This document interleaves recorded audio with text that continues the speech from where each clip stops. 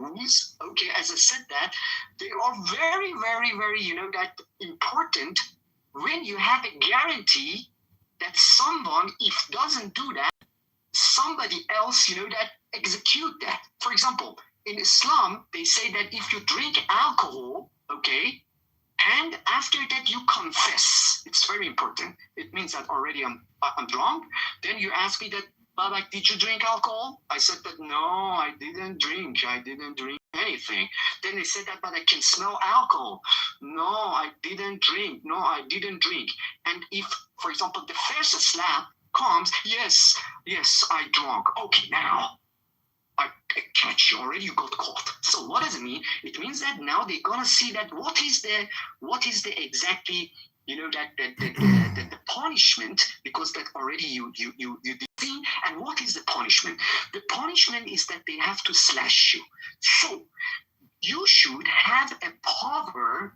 You should have a power to execute. Otherwise, who's gonna slash you? This is very important things. So, because of this, Islam is not only a religion. Islam is a kind of political. Islam is a framework, is looking for the whole power. Otherwise, they cannot execute, or they cannot watch or monitor the God's commands. When I say God's, means Allah.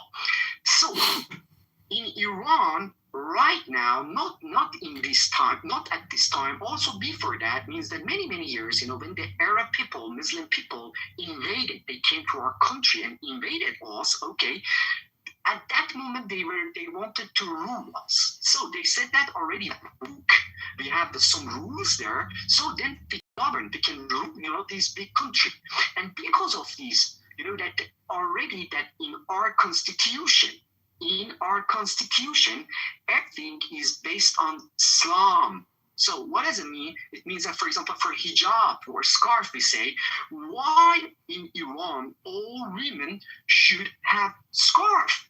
The answer is because of Quran, because of Islam. And who's gonna execute or who's gonna monitor these?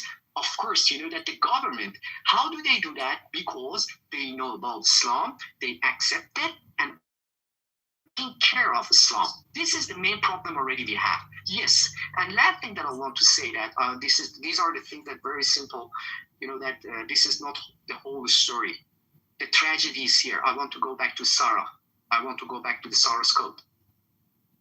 3 months ago, January, more 1,000 people. I don't want to just give a number because I'm pretty sure that a lot of people, that attacked me, that prove that. But this is very obvious. We have a lot of evidence. 1,000 people were killed by government, and the supreme leader, the asshole. After 1 month, he came and he said these words. He categorized people in 4 different groups. Said that one of them it's okay, the other one, the last one. I want to talk about the last one. Based on Quran or Islamic rules, okay, I can give you the ayah or the verse, whatever that you want. You can read it. If you want it, I can read it in English for you, the translation, and one by one. The group of people, it's very important. The group of people are against, is very important, are against Islamic rules in an Islamic country. Okay, these people deserve to die. Who has said this word? Allah said. And the supreme leader, motherfucker, he said that these people were munafiq. And I will tell you that what's the meaning of munafiq. And they should have been died. They should have been killed by us. And we are so happy about this. And why did I tell you this story? I wanted to tell you that this is kind of, that you're going to escape. You're going to escape from your responsibilities. You kill people very easily, mercilessly. And after that, he said, when the God asked, hey, Baba, why did you kill him? What was her problem? What was his problem? He said that he was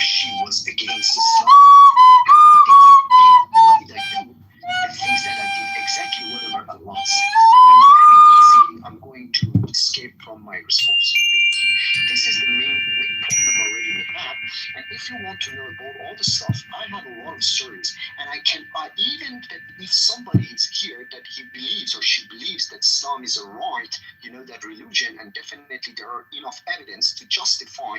I can ask him or her only one simple question, and I really would like to hear that what does he or she answer. So thank you so much, Bibi. That I will hear, and that if you, yeah, that again, last thing, if anyone's here believes he's asking, then I really would like to, that. Before you go, I have one last message. Serendipity, check the back channel. But Baba, so is Islam the problem with Iran?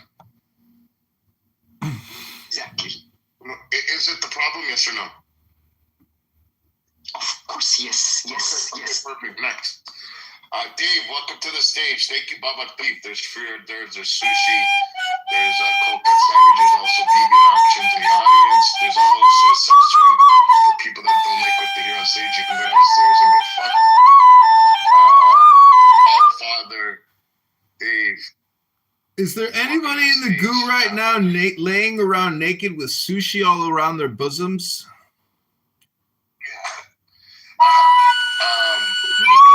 Father, that's these are my best friends. Write at them and channel them. They can speak English also very well. And please, if it's possible, Father, come up and support me, help me, because I'm pretty sure that all these people want to know about Islam, and definitely we need to show them. We need to tell them. I'm asking to speak, so yeah, we're gonna let him speak. Father, I hope you had some hors d'oeuvres and drinks. There's alcohol, non-alcoholic beverages. Can I talk? Absolutely.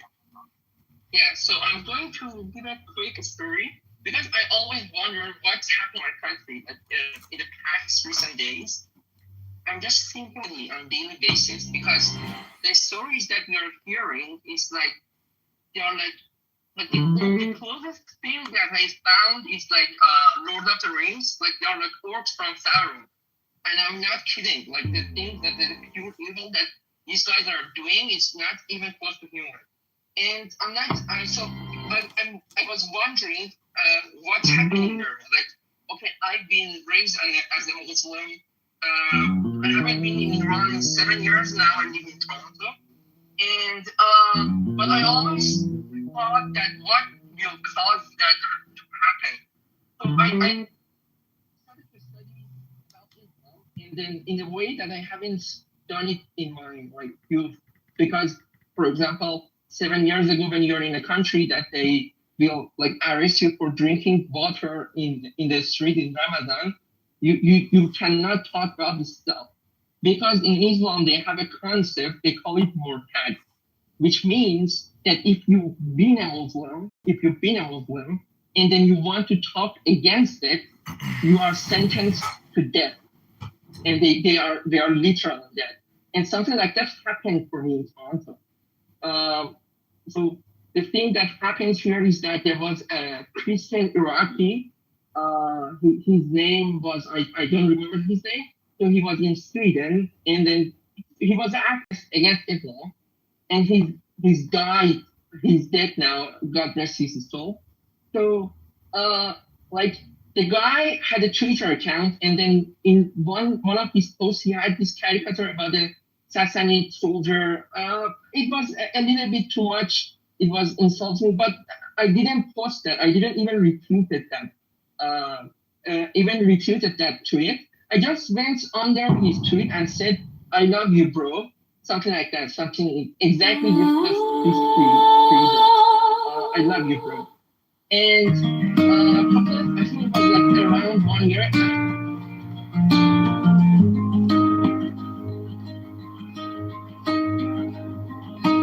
Okay. The deepest breath of the day. Hold it, count it in your shaking chest.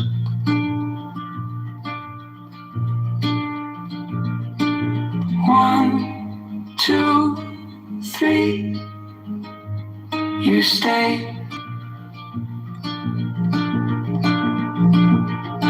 10, not 11. 10, not 9. Inhale all the light, all the air, all the soil, all the light. Feel every quiet corner inside. In the name of the Lord of Initiation, Amen.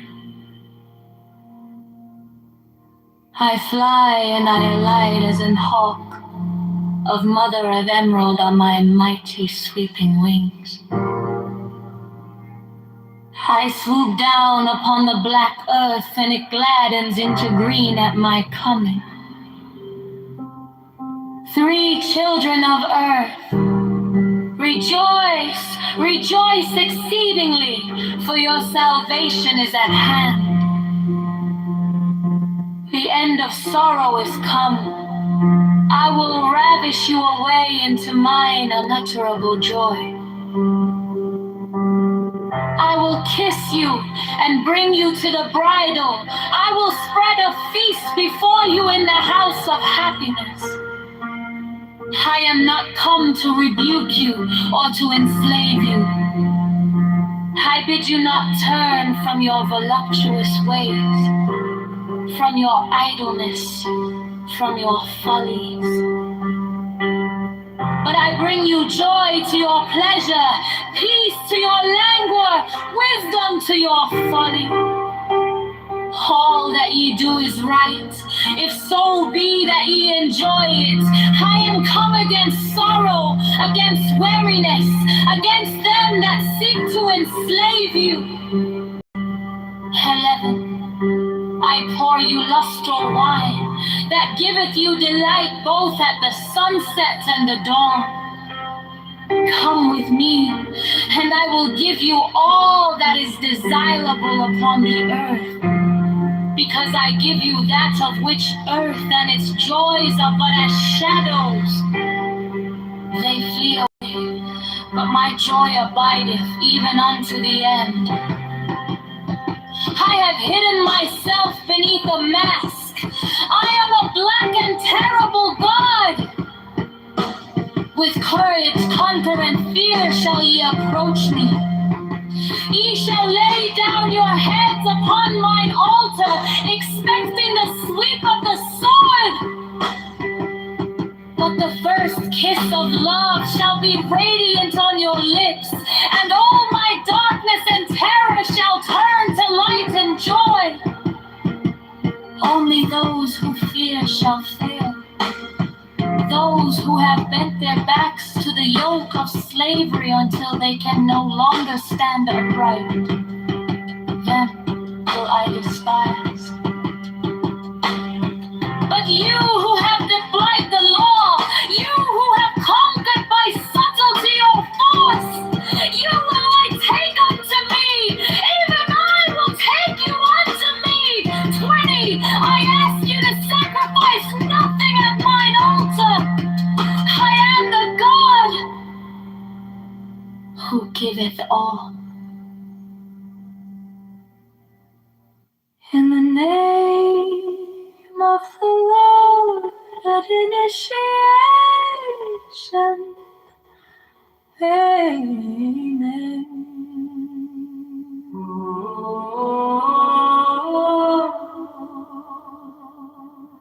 And I fly and I alight as an hawk of mother of emerald on my mighty sweeping wings. I swoop down upon the black earth, and it gladdens into green at my coming. Free children of earth, rejoice!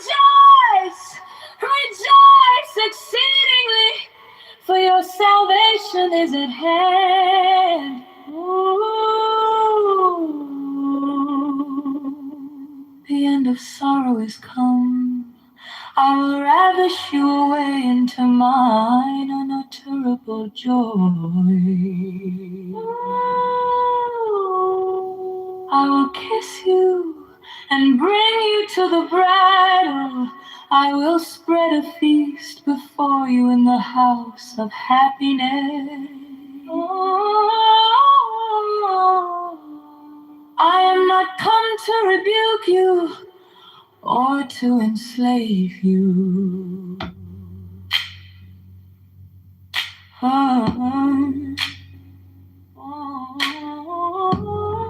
I bid you not turn from your voluptuous ways, from your idleness, from your folly. But I bring you joy to your pleasure, peace to your languor, wisdom to your folly. All that you do is right, if so be that ye enjoy it.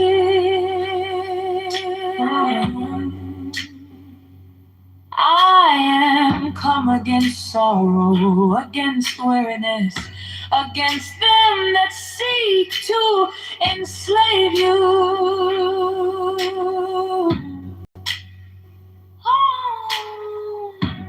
I pour you lustral wine that giveth you delight both at the sunset and the dawn. 12, come with me, and I will give you all that is desirable upon the earth.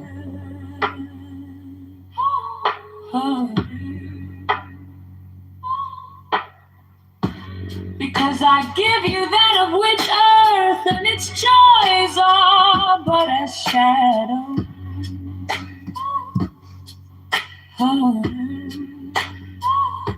They flee away, but my joy abideth even unto the end.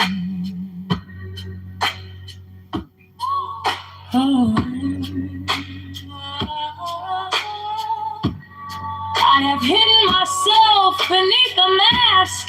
I am a black and terrible God.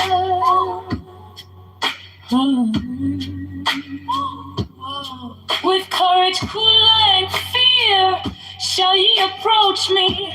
Ye shall. I ask you to sacrifice nothing at mine altar. I am the God who giveth all. 21 life, love, force, fantasy, fire. These do I bring you.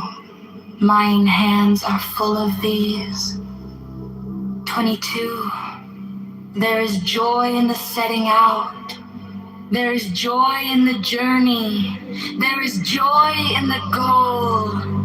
21. Only if ye are sorrowful or weary or angry or discomforted, then ye may know that ye have lost the golden thread, the thread wherewith I guide you to the heart of the grooves of Eleusis. 24. My disciples are proud and beautiful. They are that he rule their way like mighty conquerors. 25. The weak, the timid, the imperfect, the cowardly, the poor, the tearful. These are mine enemies, and I am come to destroy them. 26. This also is compassion, an end to the sickness of earth, a rooting out of the weeds, a watering of the flowers. 27. Oh, my children, ye are more beautiful than the flowers. You must not fade in your season. 28. I love The divine dew of immortality. 29. This immortality is no vain hope beyond the grave. I offer you the certain consciousness of bliss. 30. I offer it at once on earth, before an hour hath struck upon the bell. Ye shall be with me in the abodes that are beyond decay. 31. Also I give you power, earthly, and joy, earthly, wealth and health and length of days. Adoration and love shall cling to your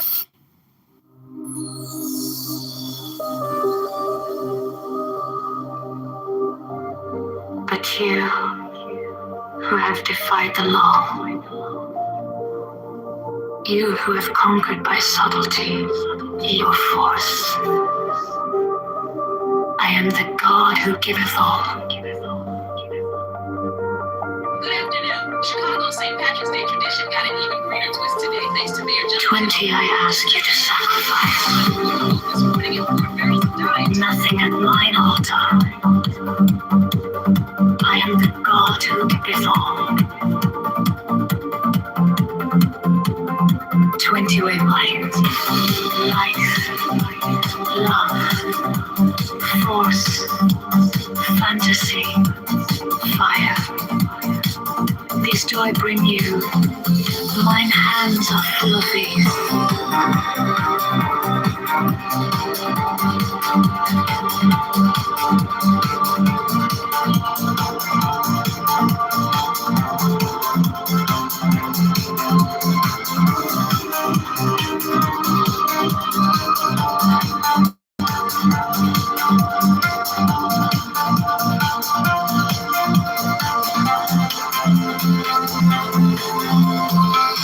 There is joy in the setting out. There is joy in the journey. There is joy in the goal. 20 feet. Only if ye are sorrowful, or weary, or angry, or discomforted, then ye may know that ye have lost the golden thread. The thread wherewith I guide you to the heart of the groves of Eleusis. My disciples are proud and beautiful. They are strong and swift. They rule their way like mighty conquerors. 25. The weak, the timid, the imperfect, the cowardly, the poor, the tearful. These are mine enemies, and I am come to destroy them. This also is compassion, an end to the sickness of earth, a rooting out of the weeds, a watering of the flowers. 25. Oh, my children, ye are more beautiful than the flowers. Ye must not fade in your season. 28. I love you. I would sprinkle you with the divine dew of immortality. 29. This immortality is no vain hope beyond the grave. I offer you the certain consciousness of bliss. 30. I offer it at once on earth before an hour hath struck upon the bell. Ye shall be with me in the abodes that are beyond decay.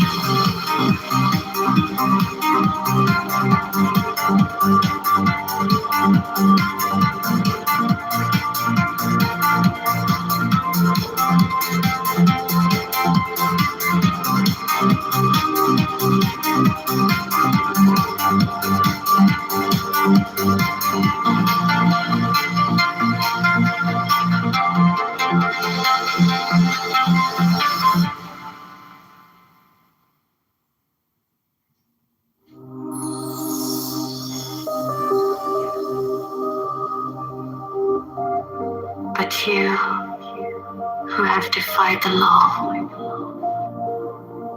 you who have conquered by subtlety your force. I am the God who giveth all.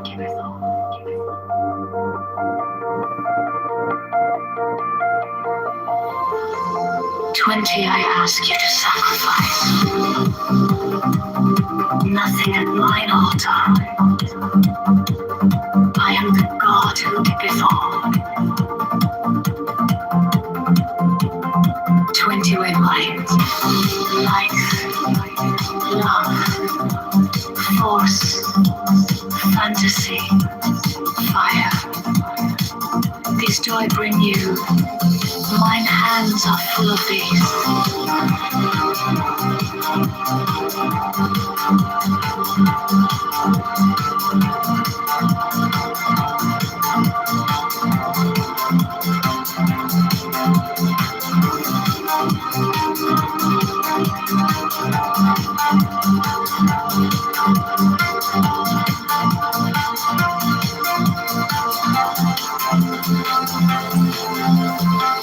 There is joy in the setting out. There is joy in the journey. There is joy in the goal. 20 things. Only if ye are sorrowful, or weary, or angry, or discomforted, then ye may know that ye have lost the golden thread. The thread wherewith I guide you to the heart of the groves of Eleusis. My disciples are proud and beautiful. They are strong and swift. They rule their way like mighty conquerors. 25. The weak, the timid, the imperfect, the cowardly, the poor, the tearful. These are mine enemies, and I am come to destroy them. This also is compassion, an end to the sickness of earth, a rooting out of the weeds, a watering of the flowers. 25. Oh, my children, ye are more beautiful than the flowers. Ye must not fade in your season. 28. I love you. I would sprinkle you with the divine dew of immortality. 29. This immortality is no vain hope beyond the grave. I offer you the certain consciousness of bliss. 30. I offer it at once on earth before an hour had struck upon the bell. Ye shall be with me in their bones that are beyond decay.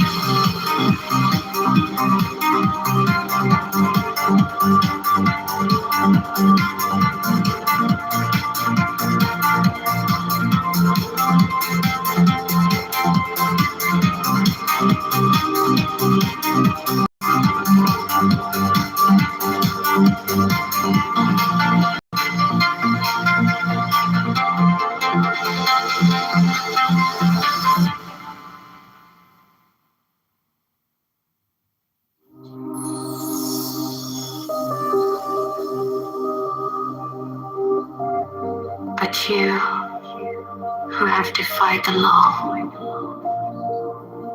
you who have conquered by subtlety your force, I am the God who giveth all.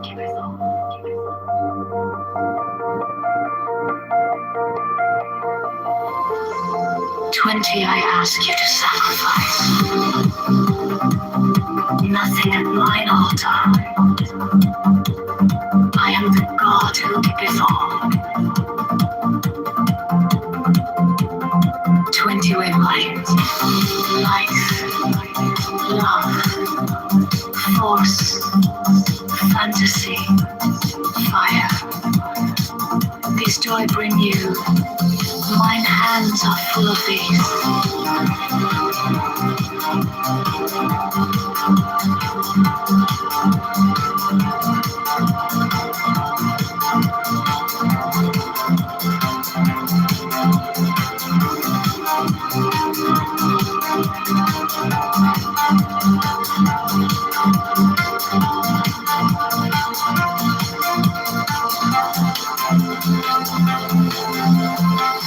There is joy in the setting out. There is joy in the journey. There is joy in the goal. 20 feet. Only if ye are sorrowful, or weary, or angry, or discomforted, then ye may know that ye have lost the golden thread, the thread wherewith I guide you to the heart of the groves of Eleusis. My disciples are proud and beautiful. They are strong and swift. They rule their way like mighty conquerors. 25. The weak, the timid, the imperfect, the cowardly, the poor, the tearful. These are mine enemies, and I am come to destroy them. This also is compassion, an end to the sickness of earth, a rooting out of the weeds, a watering of the flowers. 25. Oh, my children, ye are more beautiful than the flowers.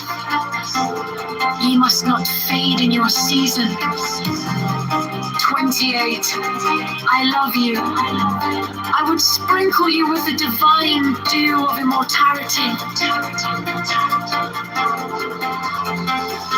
29. This immortality is no vain hope beyond the grave.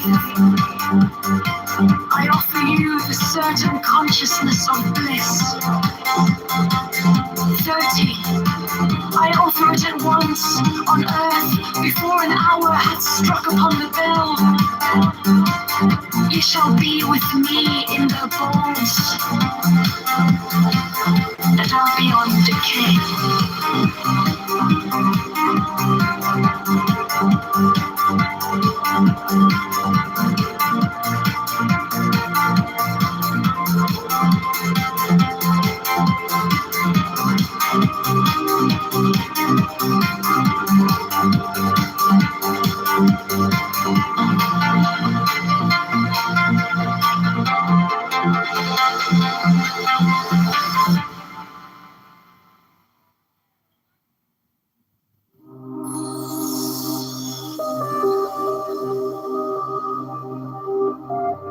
But you who have defied the law, you who have conquered by subtlety your force, I am the God who giveth all.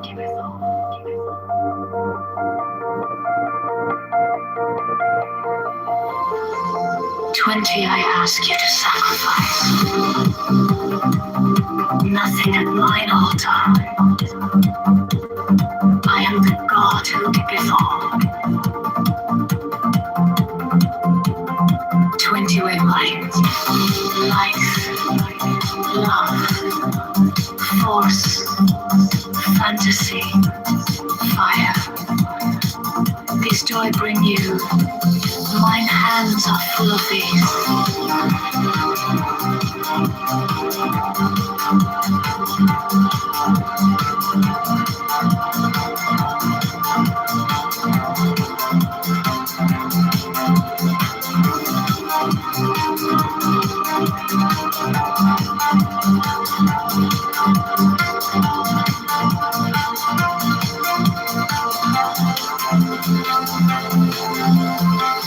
There is joy in the setting out.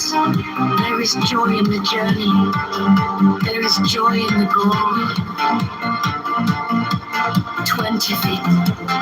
Only if ye are sorrowful, or weary, or angry, or discomforted, then ye may know that ye have lost the golden thread, the thread wherewith I guide you to the heart of the groves of Eleusis. My disciples are proud and beautiful. They are strong and swift. They rule their way like mighty conquerors. 25. The weak, the timid, the imperfect, the cowardly, the poor, the tearful. These are mine enemies, and I am come to destroy them. This also is compassion, an end to the sickness of earth, a rooting out of the weeds, a watering of the flowers. 25. O my children, ye are more beautiful than the flowers. Ye must not fade in your season. 28. I love you. I would sprinkle you with the divine dew of immortality. 29. This immortality is no vain hope beyond the grave. I offer you the certain consciousness of bliss. 30. I offer it at once on earth before an hour hath struck upon the bell. Ye shall be with me in the bones that are beyond decay.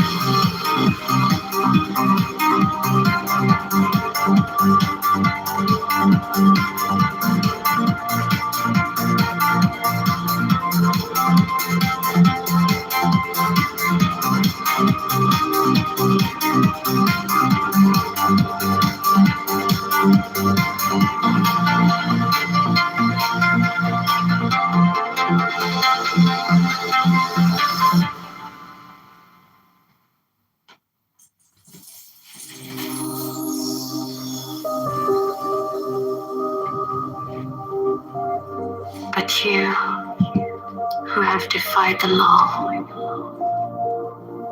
you who have conquered by subtlety your force, I am the God who giveth all.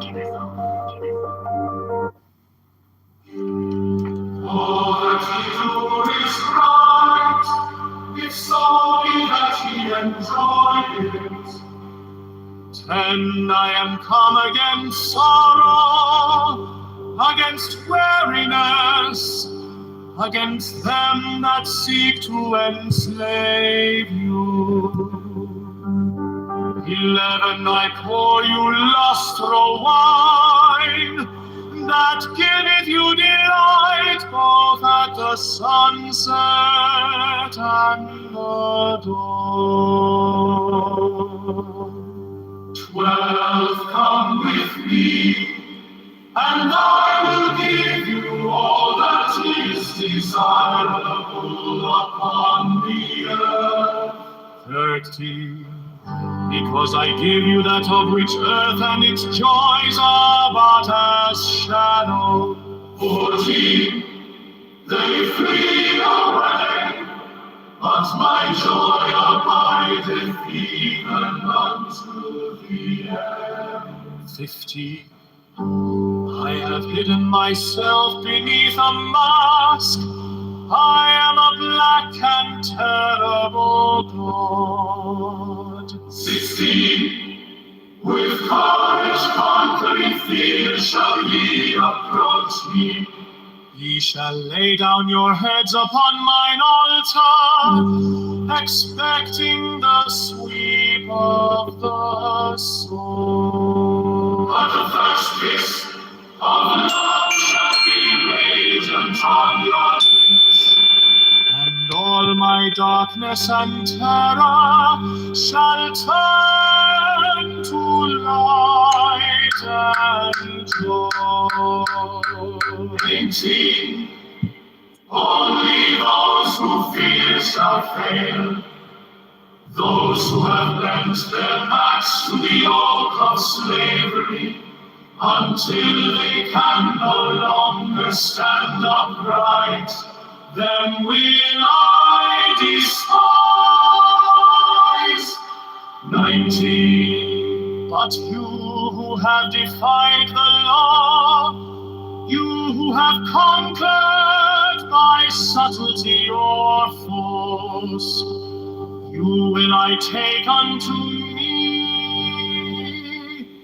even I will take you unto me. 20. I ask you to sacrifice nothing at my altar. I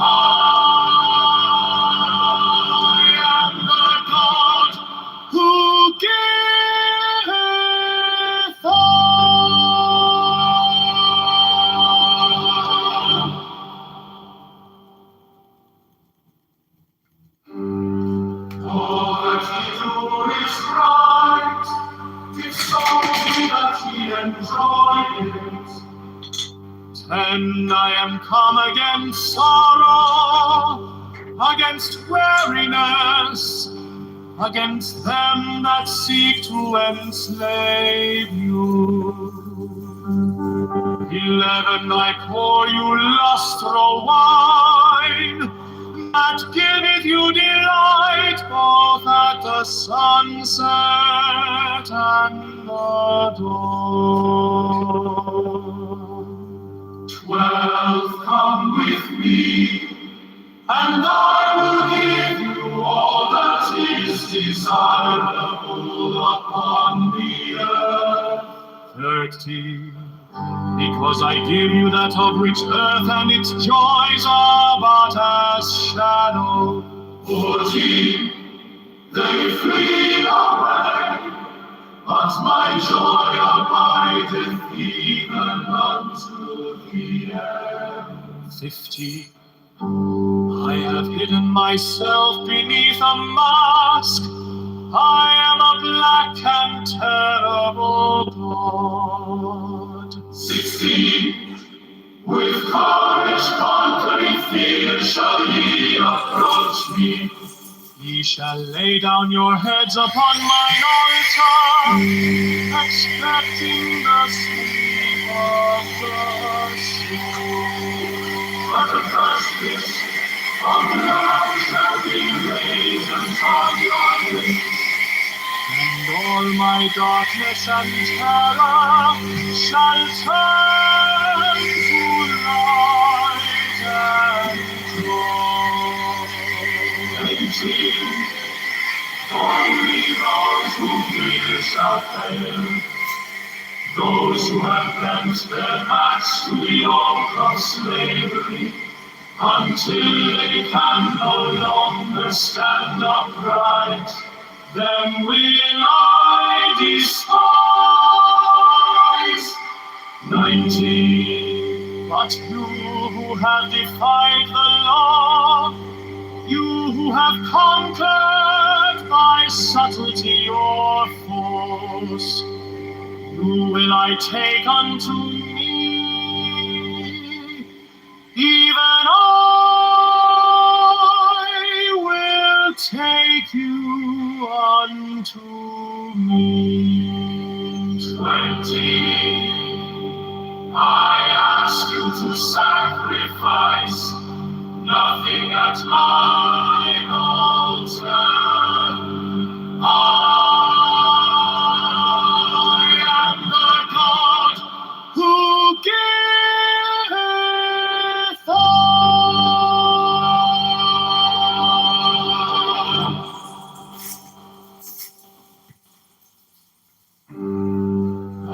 that he do is right, it's only that he enjoys. 10, I am come against sorrow, against weariness, against them that seek to enslave you. 11, I pour you lustral wine, that giveth you delight both at the sunset and the dawn. 12, come with me, and I will give you all that is desirable upon the earth. 13, because I give you that of which earth and its joys are but as shadow. 14, they flee away, but my joy abideth even unto the end.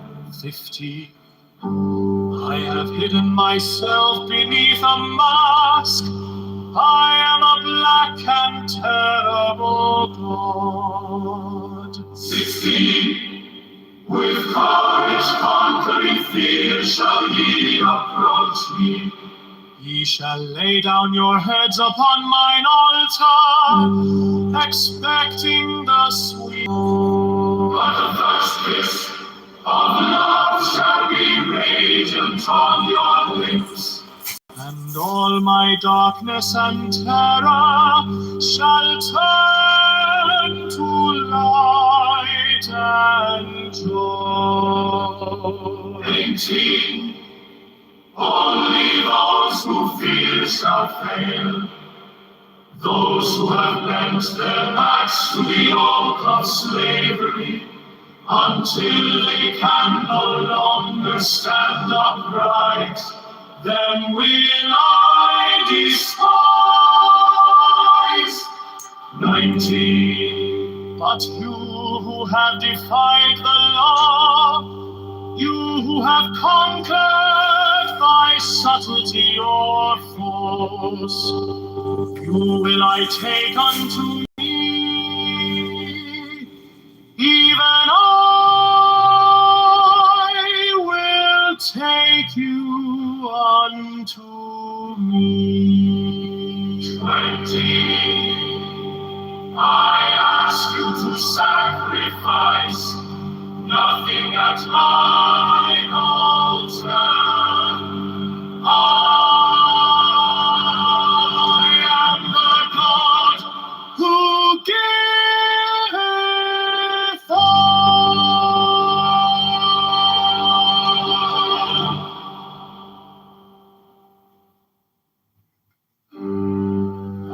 that ye do is right, if so be that ye enjoy it. 10. I am come against sorrow, against weariness, against them that seek to enslave you. 11. I pour you lustral wine, that giveth you delight both at the sunset and the dawn. 12. Come with me, and I will give you all that is desirable upon the earth. 13. Because I give you that of which earth and its joys are but as shadow. 14. They flee away, but my joy abideth even unto the end. 15. I have hidden myself beneath a mask. I am a black and terrible god. 16. With courage conquering fear shall ye approach me. Ye shall lay down your heads upon mine altar, expecting the sweep of the sword. But the first kiss of love shall be radiant on your lips. And all my darkness and terror shall turn to light and joy. 18. Only those who fear shall fail. Those who have bent their backs to the yoke of slavery, until they can no longer stand upright, them will I despise. 19. But you who have defied the law, you who have conquered by subtlety or force, you will I take unto me, even I will take you unto me. 20.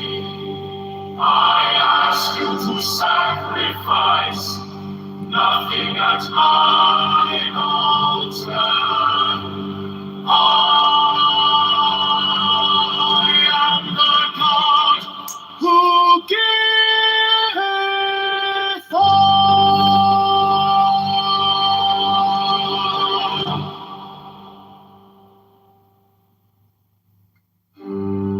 that ye do is right.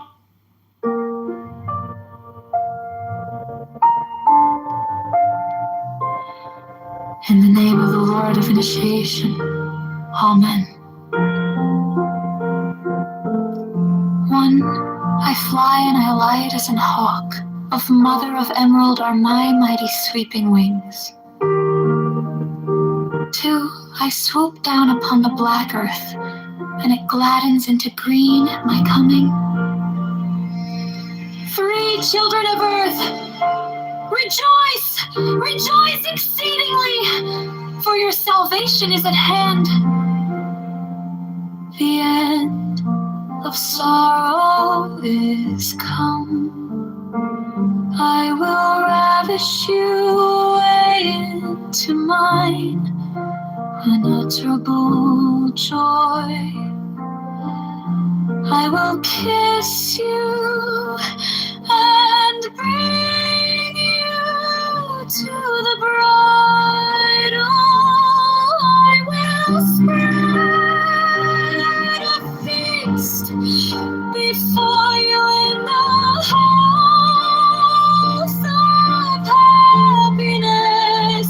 I am not come to rebuke you or to enslave you. I bid you not turn from your voluptuous ways, from your idleness, from your follies, but I bring you joy to your pleasure, peace to your languor, wisdom to your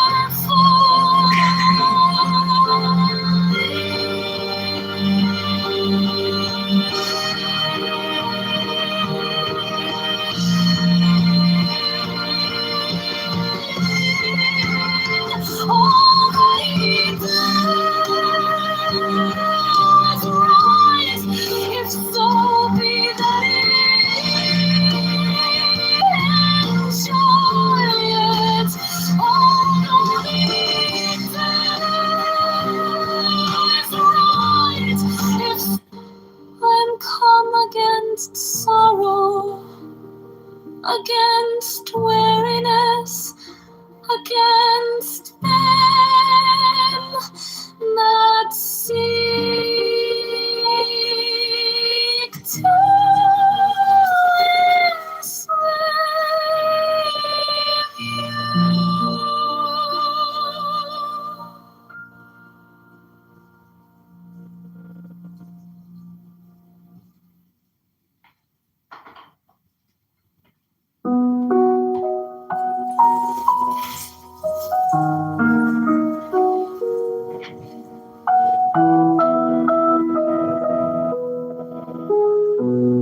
In the name of the Lord of Initiation, Amen.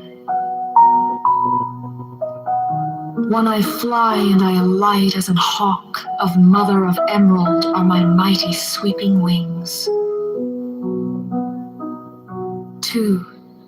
I swoop down upon the black earth, and it gladdens into green at my coming. 3. Children of earth, rejoice! Rejoice exceedingly! For your salvation is at hand. The end of sorrow is come. I will ravish you away into mine unutterable joy. I will kiss you and bring you to the bridal. I will spread a feast before you in the house of happiness. 6. I am not come to rebuke you or to enslave you. 7. I bid you not turn from your voluptuous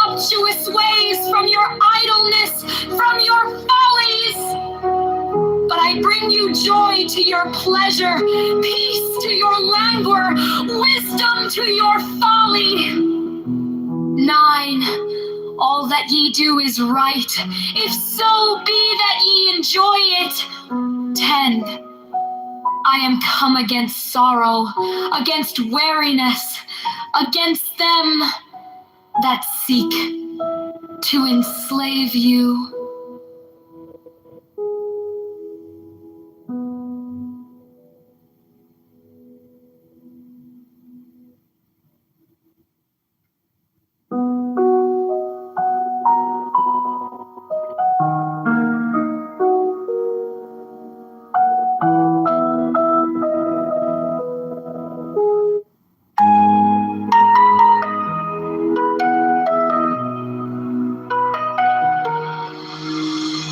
Be thou therefore prompt and active as the sylphs, but avoid frivolity and caprice.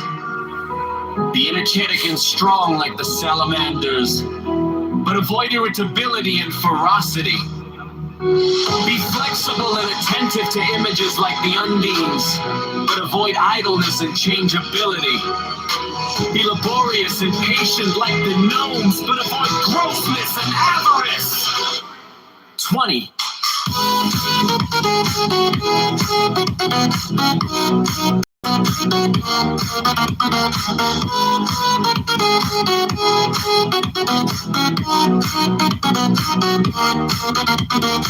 20. So shalt thou gradually develop the powers of thy soul, and fit thyself to command the spirits of the elements.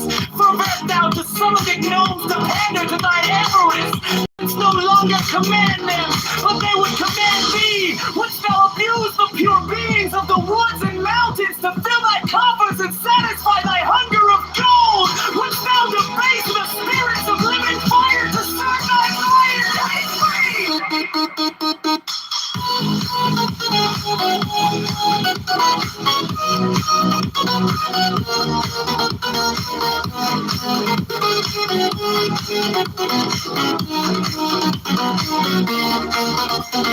Wouldst thou violate the purity of the souls of the waters to pander to thy lust of debauchery? Wouldst thou force the spirits of the evening breeze to minister to thy folly and caprice? Know that with such desire thou canst but attract the weak, not the strong, and in that case the weak will have power over thee.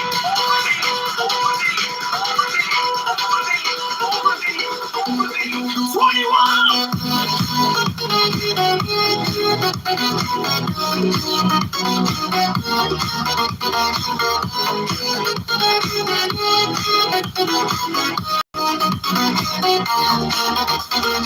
In the true religion there is no sex. Therefore take heed that thou blaspheme not the name by which another knoweth his God. For if thou do this thing in Jupiter, thou wilt blaspheme HB, Vo, HB, Yard, and Osiris, HB, Verb, HB, Lord, ask and they shall have, asking they shall have, seeking they shall find, knock and it shall be opened unto you.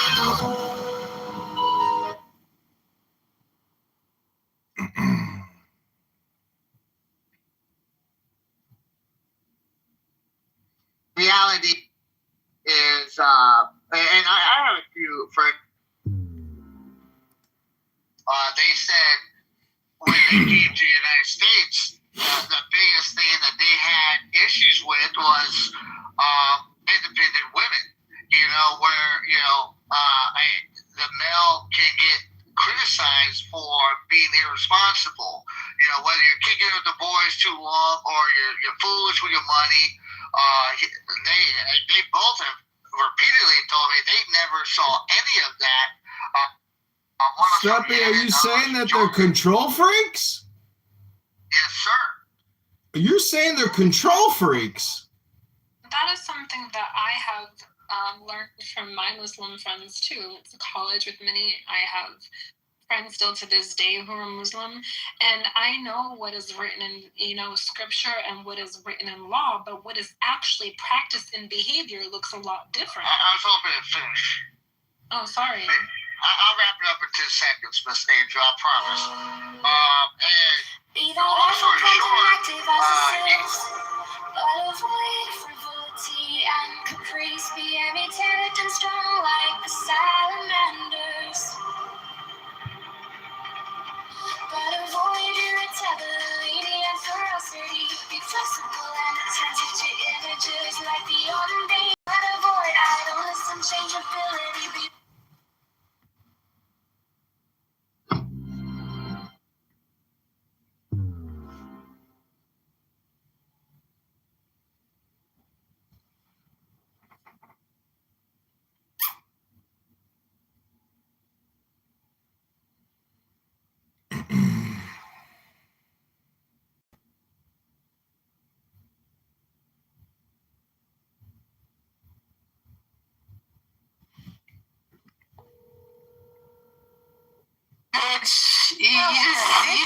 just stop.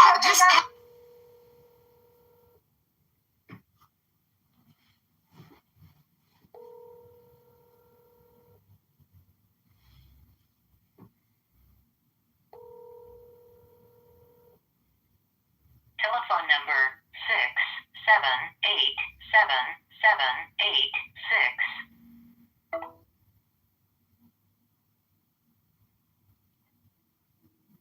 Yo, Jared, it's John. As you know, it's now 2 o'clock. It's Tuesday, March 17th, Super Tuesday.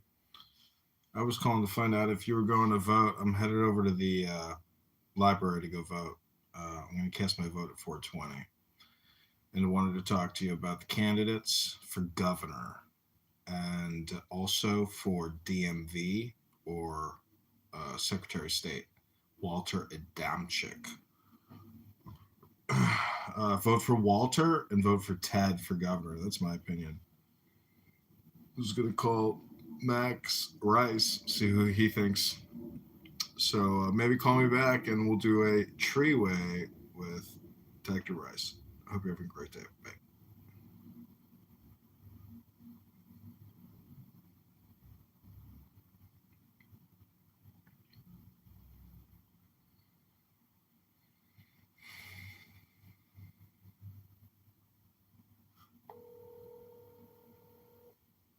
John, Yo, did you vote for me?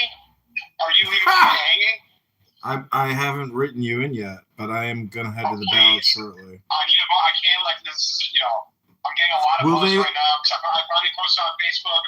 I got endorsed by my Marine friend, so if I got your endorsement, I'll have military. I told my friend, my friend just messaged me. I'm like, Dan, I'm going to just say it. I just posted on my Twitter. I'm like, Scoop. Marine Corps veteran Dan Block has endorsed Max Rice for treasurer and for U.S. Senate, but he's still uncommitted about Senate. Vote Rice twice? Question mark. Was my tweet. What's your if you were? But I can add you, right? I'm not. It's not a false. Let me ask you a question. If you were to die tomorrow and your funeral was on Shabbos, what would you want? Said at your funeral, like what's your favorite thing to read that you would want read over you in your casket? Oh, well, first of all, it's kind of probably. Here's the thing: it's I've gotten more into. It's I was a huge book person, huge philosophy person. Mm-hmm. Now, everything that's written by Hashem or King David, King Solomon, I have so much more reverence for. So if it was a funeral situation, it would probably be like a song.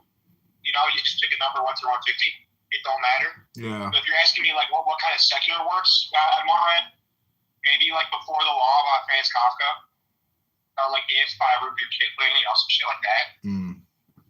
Deep. Or Young by Samuel Ullman. Well, I've heard you mention that one before. But please do some religious stuff, man. I've heard you mention that one, but I like your Rudyard Kipling. I really love Rudyard Kipling. I have actually many Rudyard Kipling. Are you aware of that poem, No If? No, I'm not really. I have a framed. My dad had it framed when he was a kid, and I have it. So. Oh, let me see. It's a good one. But yeah, he's great. And then Samuel Ullman, that's a very also obscure poem about how youth is as a state of mind. It's not measured in years. Oh yeah. Actually, you know what's crazy is my dad had if framed in my bedroom when I, like in the office when I was a kid. And like, he must have done it was like a yellow, just one pager. Yeah, far out. You know what was interesting is I went to my Jewish dentist, and guess what my Jewish dentist told me? What? He said your dad helped me write my first resume. Funny. When was he trying to be first resume for what? Like, it was, I guess, when computers were a thing and people were writing and printing resumes. Yeah, that was like a major thing. There would be like the resume writer. I meant that was he how early into your career did this guy's career did your dad hook him up? I don't know if it was like post-dental school or pre-dental school, but That's what I'm saying. Like, it could have been like I told him, I said, why don't you go to Miami? My dad will pick you up. He goes, your dad would pick me up? I go, why not? Why wouldn't my dad pick you up? He goes, yeah, maybe your dad would pick me up. I don't know. He's a Sonic. He's a bench. But, what are your predictions for tonight? God. Or if you want to come with me to a campaign party, you're invited. I'm going to, I'm fully invited. I'm not going to get kicked out. I'm uptight with these people. But I'm going to Bush Ramalala's campaign party if you want to come. Where's it at? It'll be all Democrats. It's like probably North Chicago, 9 districts. Probably like uptown Rogers Park. I have to get the address. I feel really bad for her. She's the one that AIPAC's endorsing her right now. You see that shit? Yeah. Yeah, she's like hardcore anti-Israel Muslim, and AIPAC's endorsing her just to fuck with the cat vote. Wait, why is AIPAC endorsing her? Because they want to split the cat Agabazeli vote. Oh, shit. So he took $1 million. She's so pissed, Bush-Trump. But she's actually a good person. She's good people. I saw her speak. She's very intelligent. Oh, I've known this forever. And you don't realize that. She's not even as extreme as you think either. I'm actually glad that this is kind of waking her up. But I've been saying for a long time, she's someone that no, nothing romantic, nothing like that. She's gonna be a star. I've been saying that even before I met her.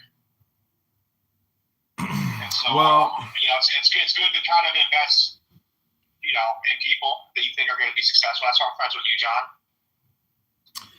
That's why you're friends with me? Why are we friends? No, because you're going to be successful. No, because you keep it real, dude. People often ask me, how do you know Max Rice? And guess what I tell them? Need to know basis. You don't even know. No, I mean, it's through two people. I don't care. Yeah. What are you saying? It's through Max and Zach. Yeah, I said the Republican thing. I'll say like that. I feel we might have met before on Clubhouse. I'm not sure the timeline. No, we never met on Clubhouse. I didn't know you were. I literally thought you were Edmund Dakin or whatever. Really? Because I never met you on Clubhouse. Yes, you did. 100%. Well, if you remember something specific, do you remember something specific? What? Do you remember something specific before knowing me as John Kitover? Yeah, I thought you were Edmund Dakin. I thought you had a different name. Yeah, but what was I talking about? You don't know nothing specific, right? It was the same, because Clubhouse is all such bullshit, like Israel, or who gives a shit. No, I'll tell you what, I think your memory's bad, because I never talked to you once on Clubhouse. No, I'm saying you might have not talked to me, but I might have been in the room. Because I wouldn't have. I remember being I remember kind of being like, no way, that's the same guy. Yeah. And no, but it's totally true though. We might have never talked.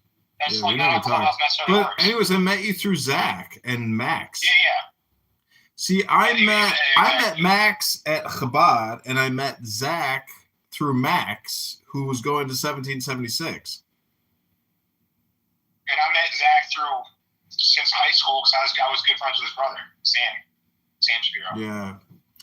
It's a small world, but anyways, good luck to your father, man. I was praying for him this morning. I was thinking about him, looking at his stuff, and I'm just like, I really hope he beats Jen. Really hope he beats her. I'm so confident he is. That's why I'm not doing too much today. And I'll talk to him about this. I'm like, it's in the bag. And it's been fulfilled. And also, here's the thing, too, is is it's better for his life to lose. It's better for his health. It's better for his business. Because the thing about all the attacks he's got from Republicans, the Democrats are ruthless. They will actually fuck him up. You know what I'm saying? It's not about health. I rewatched those debates. No, not health. I meant like they'll like send the IRS on him, and like Democrats are pieces of shit like that. And my dad doesn't have a filter, so he's like said stuff, but they can clip, you know, and be like he's whatever it is, phobic, you know. So if he loses, it's actually, I told him, it's good for your life, bad for the district, bad for the country. But if you win, it's terrible for your life, but like amazing for the country, amazing for the district, amazing for the Rice family name and legacy. I'm rooting for a Rice family. Nobody, unfortunately, Max. Unfortunately, no one remembers family names. I hate to tell you that nobody remembers that. I got proof. No, I'm talking about like you really make shit happen. If you're a Kennedy, they do. No. Yeah. I got proof. I got facts, not opinions on that one. Okay. I'm yours. I got facts, not opinions, because I seen it in a museum. They had to pay for the museum. So, anyways, all I'm saying is, it's better to go big, and go. You know. So. I'd rather him go big than go home. I'm rooting for him to win, but also I'm cognizant that if he loses, if Baruch Hashem, that's fine too. Well, Rabboni Shalom, all I'm saying is I watched those debate videos that are recorded, and Jen Davis is one stupid, annoying bitch. And every time... I don't know, but I can do attack her. If she wins, I can just fucking attack her for the next 6 months. So it's not all bad. Well, see, I am so happy I filmed those debates because every time your dad talks, she looks around. Do you watch her facial mannerisms? They're fucking... She looks like a psychopath. She looks like a psychopath! She acts like a psychopath! She basically... She dresses like one, too. There's a clear disconnect, and that's why she hires Eric Anger and stuff. There's a disconnect between reality. You can't dress that way. Did you see her? The one where she wasn't wearing, like she had no pants on? Who does that shit? Could you imagine, like, Eric Anger cutting her toenails in a nail salon and, like, accidentally, like, cuts a foot? And he's like, I'm sorry, but I slipped. And she's like, you cut my fucking foot open, bitch! I'm telling you, dude, she, you know, the thing about Clubhouse is after enough years, people will crash out, but many people crash out daily. And she's so close. God, this is the thing is your dad probably should have gotten her to crash out because technically, you know what a compression is? Yeah. A compression is a clip that sits in the like neural cortex in the subconscious. And I really think your dad is going to win because I guess. No, John, you're speaking my language. I'm telling you, you don't realize that. Like that's why your attacks are so successful, and why you are so successful is that you're infiltrating the cortex. It's like Inception. Yeah. They don't even remember. They can't even put the word on why they don't like this bitch. I just need to connect. Yeah, exactly. It's basically like neuroscience, really. It's Inception. What is that called? Inception. Where he's like, I want to get this guy to sell the company. You don't say blatantly, I'm going to like do a dream about like his father or whatever. Remember that? Yeah. I don't know how to, I don't know. It's abstract. It's like, it's like an abstract, like that's not what Edward Bernays is. Yeah. Abstract. It's so crazy is if you ask somebody to define abstract, now we're getting to like the essence, you know, because that's basically kind of what it is. It's like every single person's body is like a mixture of vapor. And it's a question of how do you get them to sniff your vapor, which is like saying, how do I fart and get you to smell it? And then give me your opinion on the smell of my fart. Because when someone can actually tell you the smell of your fart, that's when you know you've connected with that person. But there are many people out there that you actually...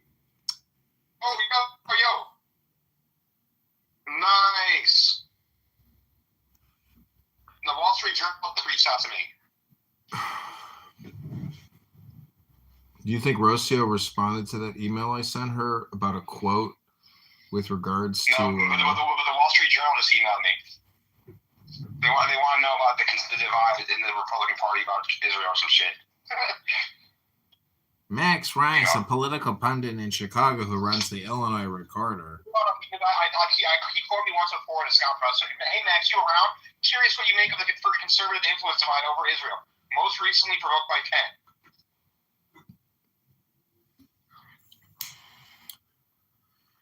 Well, bro, I think you are actually probably responsible for getting somebody on the ballot, but who? I don't know. We'll see. Well, I gotta get going, man. Good talking to you, man. I'll be around. If you want to come to North Chicago, let me know. There's several parties going on. Political parties. Rabbana Shalom. We'll talk to you soon. That sounds good. Bye.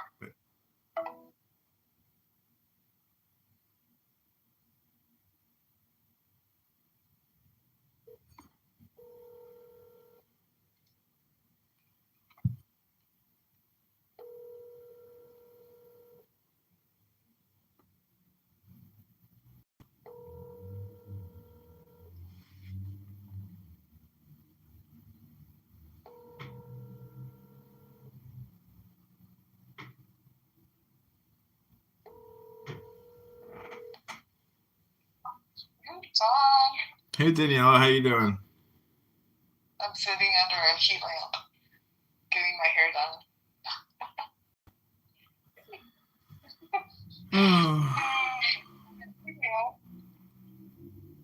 That's what's happening right now.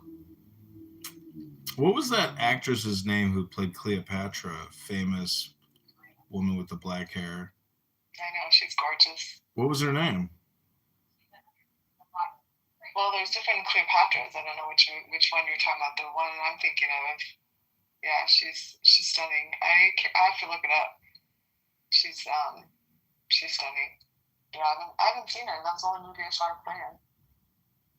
Well, she's really famous. Let me look her up. It's Elizabeth Taylor. Well, she's one, but there was another one that I'm thinking of. Well, I'm just thinking about Elizabeth Taylor, meaning that like she spent her life dedicated to aesthetic and personal beauty. And I'm just saluting your dedication to always taking care of yourself and making yourself number one in your life. You know, Rabbana Shalom. Well, I spent all morning cooking for the dogs, taking them for a walk, cleaning the house, cleaning the oven. So, you know. Why do you have to clean the oven? Like, I have tenants and they make such a mess in the oven. I never make a mess in the oven. What's wrong with people? No, I've never. This is my first time in my life cleaning an oven. I've never cleaned an oven before. So, do you know how to clean an oven? Have you ever done yeah, it? I have. Yeah. Oh, you have? I've never done it. So, like, what a mess.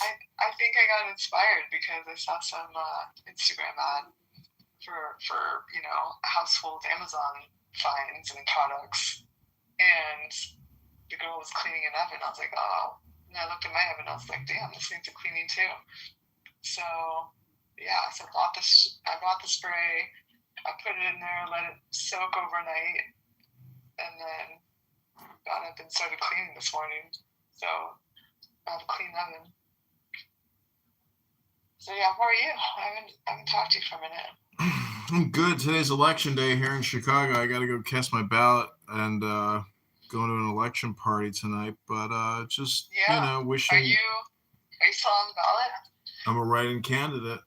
You are? That's nice. There's no way I win, but if I get 10 out of 11, 10 out of 9 votes, I'd be happy. Thank you. You're welcome. Good luck, John. Hope you get it. I'm not gonna get it. It's they legally kicked me off, but they did.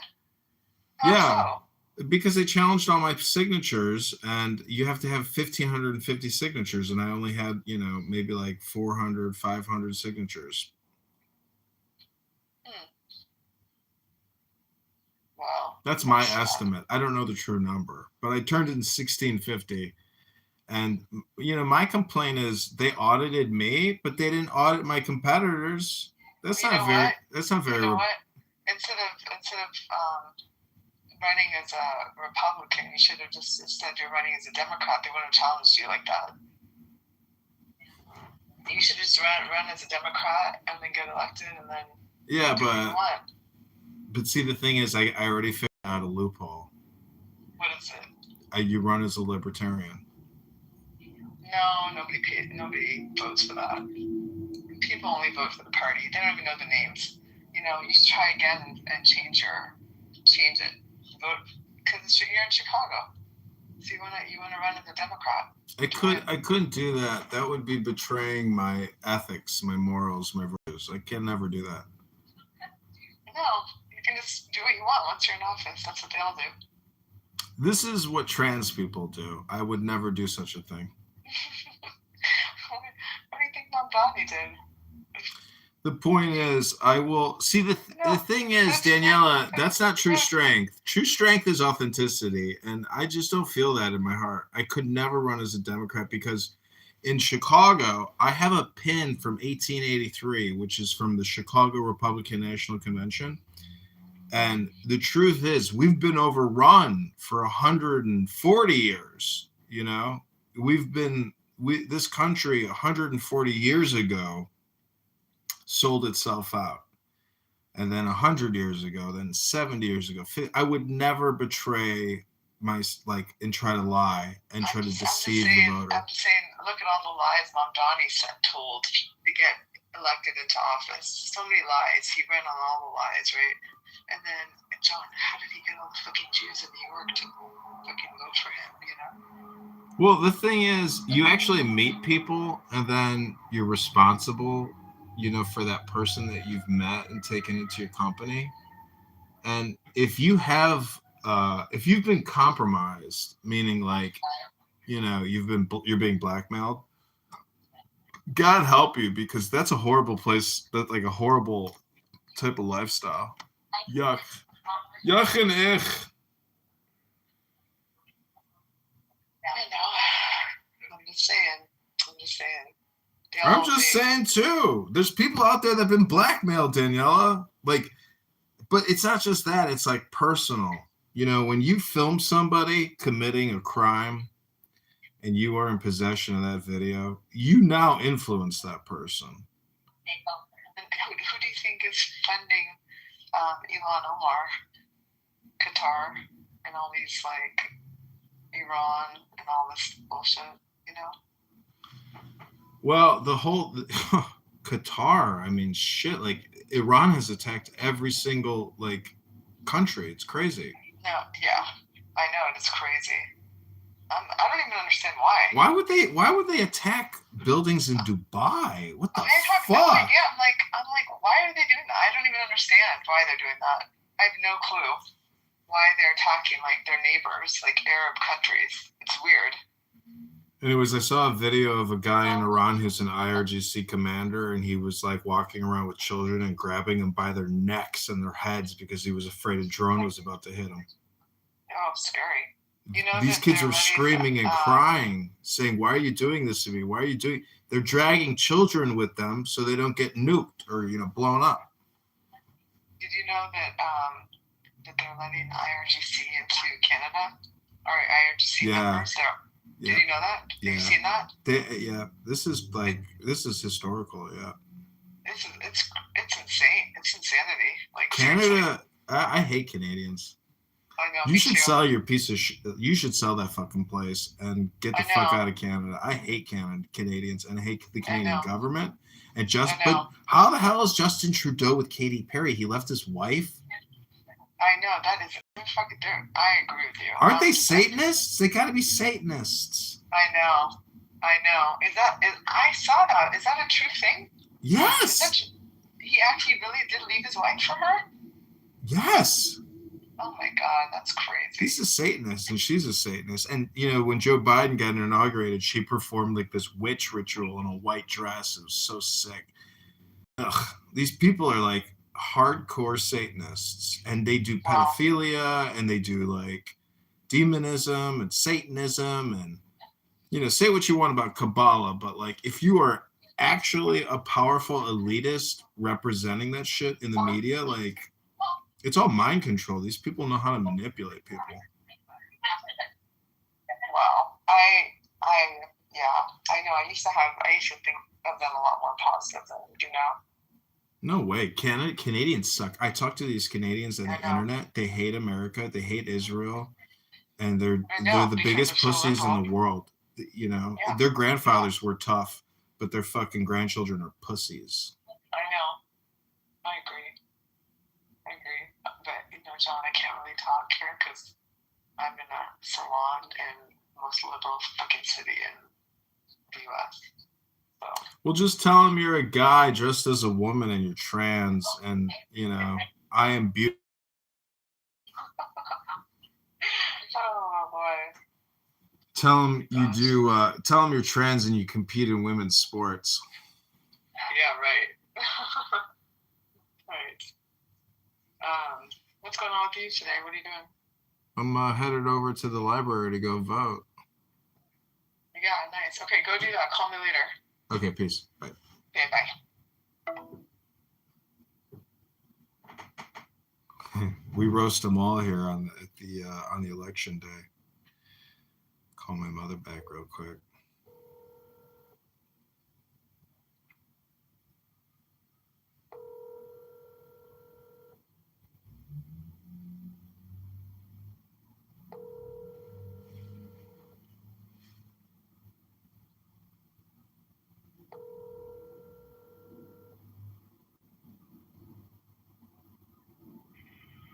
Receiving your call today is my blessing. Thank you.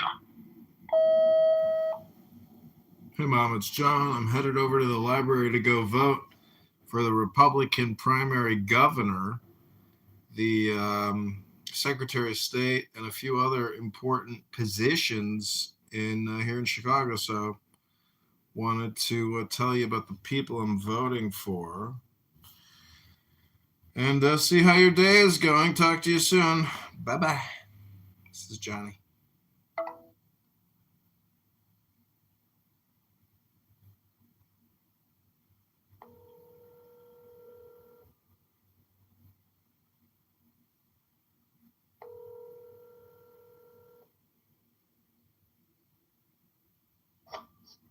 Hey, what you doing? I'm headed to the library to go vote in the primary. What are you doing? Thinking about whether you're going to write your own amendment. I did that one year. Yeah, that's a good point. You excited about today? It'll be interesting to see if I get mentioned, but I doubt I will. I don't think I'll get mentioned.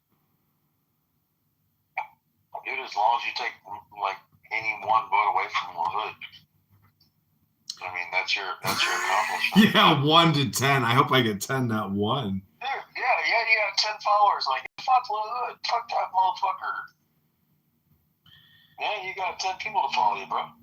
Yeah, there's a good chance I at least get 1 because I spent an inordinate amount of time trying to tell people to vote for me. You would hope that at least one person does a write-in, and I get the write-in because I'm not in every. I don't even think I'm in the major precincts. I'm in like just a couple of the precincts. Yeah, good luck with that then. Yeah, I'm not optimistic. Set yourself up for failure on that one.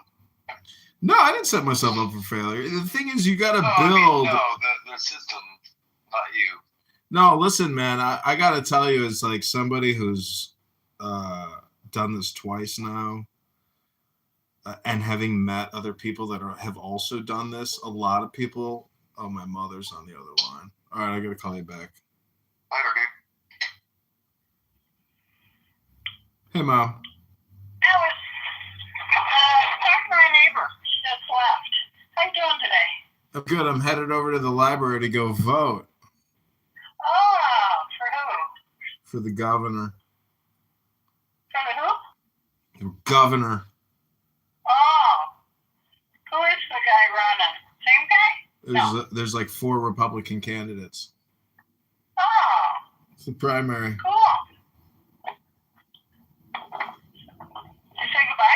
No, it's the primary. Oh. Yeah, we're running, hey, our city mayor that ran 2 terms, he is running for our governor, a Republican governor. Isn't that exciting? Did you vote? I gave him $50. Did you vote for him? Yeah. Actually, he's got to have a runoff against the other person. I guess they were neck and neck or something like that. These runoffs are stupid. It's like we vote for a winner on day one. What's the problem?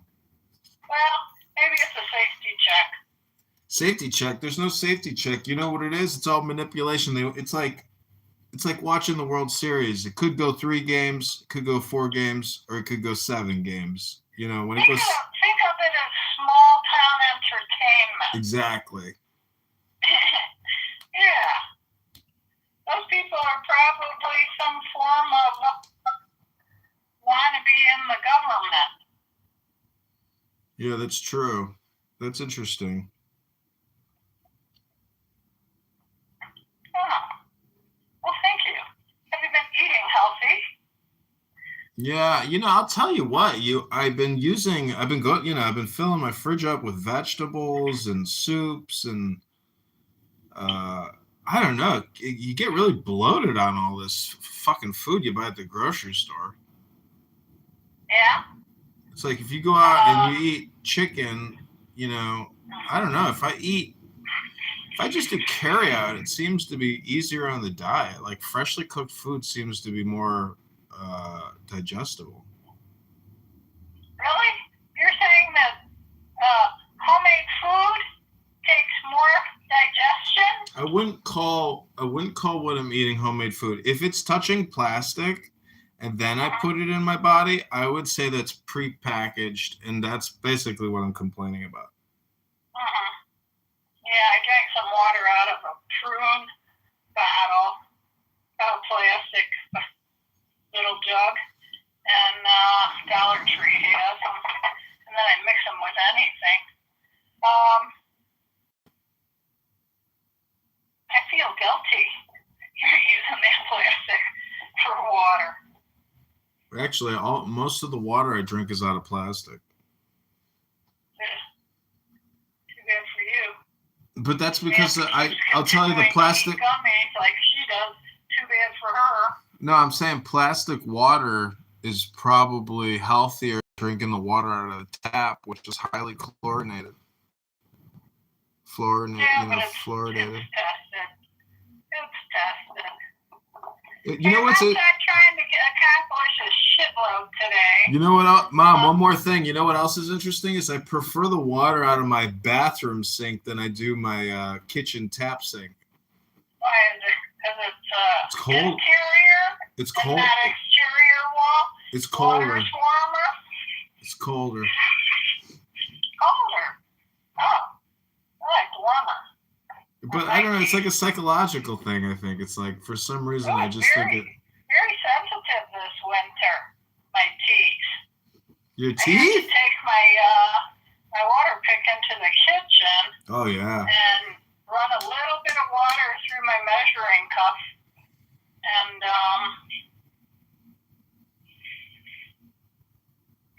do my teeth twice a day. I agree. Yeah, I didn't like doing them in the kitchen, but it's the only place I could get warm water. I used my water pick last night, and I accidentally used way too cold water, and it was like so intense. It was painful. Oh, see? Oh yeah, it must still be cold. We're gonna be 90 on I think Friday. I can't stand the idea. Okay, say goodbye. I have to get back to my work. Okay, I'll send you an email with my ballot. I'll talk to you soon. Okay, love to see it. Okay. Oh, and thanks again for the bathroom. Johnny. Thank you for calling. Thanks for the bathroom. I really enjoyed it. Oh yeah, I could just see your big fat self. I was really impressed because I caught, all that caulk you removed. I was the one that put all that caulk in. I know. And so I don't think there's anybody dumber. Yeah, you know, I never should have put the caulk in to begin with, you know?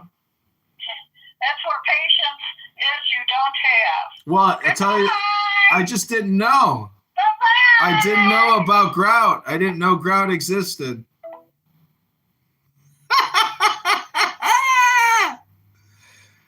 Oh, man. All right, who are we going to call next? No, we're calling Dr. Dave.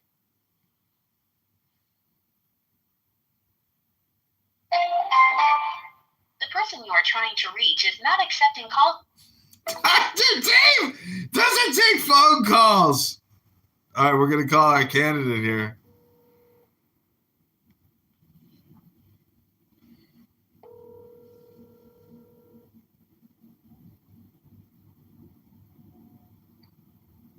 Hello? Hey, Walter, it's John. I'm about to go vote for you. All right, brother man. How are you? You know, I got to tell you, it's pretty cool that I can call somebody before I go vote for him. So I'm cool. How are you doing? I'm doing good. I'm just driving everywhere, polling places. Everybody wants me this place, this place, this place. I'm like, I'm only one person. I can't go to all the polling places all at one time. You know? It's crazy. You know that, right, John? Well, I was an election judge once. And, dude, it's way too much work even being an election judge. You know, it's crazy. It's a lot of, I would hate to have to go to all these polling places. I mean, if I was actually on the ballot, yeah, I would care, but you're on the ballot. So, you know, Mazel Tov, Mazelito. What's Mazelito mean? It means Mazel Tov, but it's like the Spanish way of saying Mazel Tov. I see the guy on the guy from the Diamond District. He's like Mazelito. Exactly. That's where I got it from, Mazelito. I like that guy. He's funny, man. He's funnier than shit. These videos are so funny. They sell the knife with the emeralds and the diamonds, and some girl comes by. She says, "I'm gonna buy this knife. I want it now. Give me the deal now." It's so funny. Yeah, man, Moses is the funniest guy down there. Yeah, that guy's amazing. I mean, it's so crazy how they have turned the jewelry business into like a YouTube video business, you know? Hey, you know, some of it, you know, they have to. I mean, they got those machines, because there's always these, they're not natural diamonds, they're lab diamonds, so they got to test all that. So Yeah. different prices, too, because everything fluctuates. That, gold fluctuates. You know, you're like scrapping this, or You know, there's a website called diamonds.net that lists every GSA diamond. So if you're a diamond, like, you know, if you're a jeweler and somebody wants to buy a diamond, you can just show them the actual like index and say, what's your budget? Here's the index, you know? yeah. But then basically you become a jeweler, so you got to know how to do settings. Yeah, I mean, everything is fucking set. You know, everything is planned out. You know. It's marketing. You got to market yourself as the guy who provides diamonds to men that want to get married to their queens, to their wives, to their destiny. You got to market it. No, each diamond has a fingerprint. The fuck is that noise? That's a diamond. A diamond just fell from the sky. What's that? What's the Beatles song? I like to watch the diamond movies and stuff. All I'm saying is, you know who runs that business? The Hindus, the Dindus. Or the diamond business? Yeah, they've taken over the diamond business. No, it's the Russians got the diamonds. India got a lot of rubies.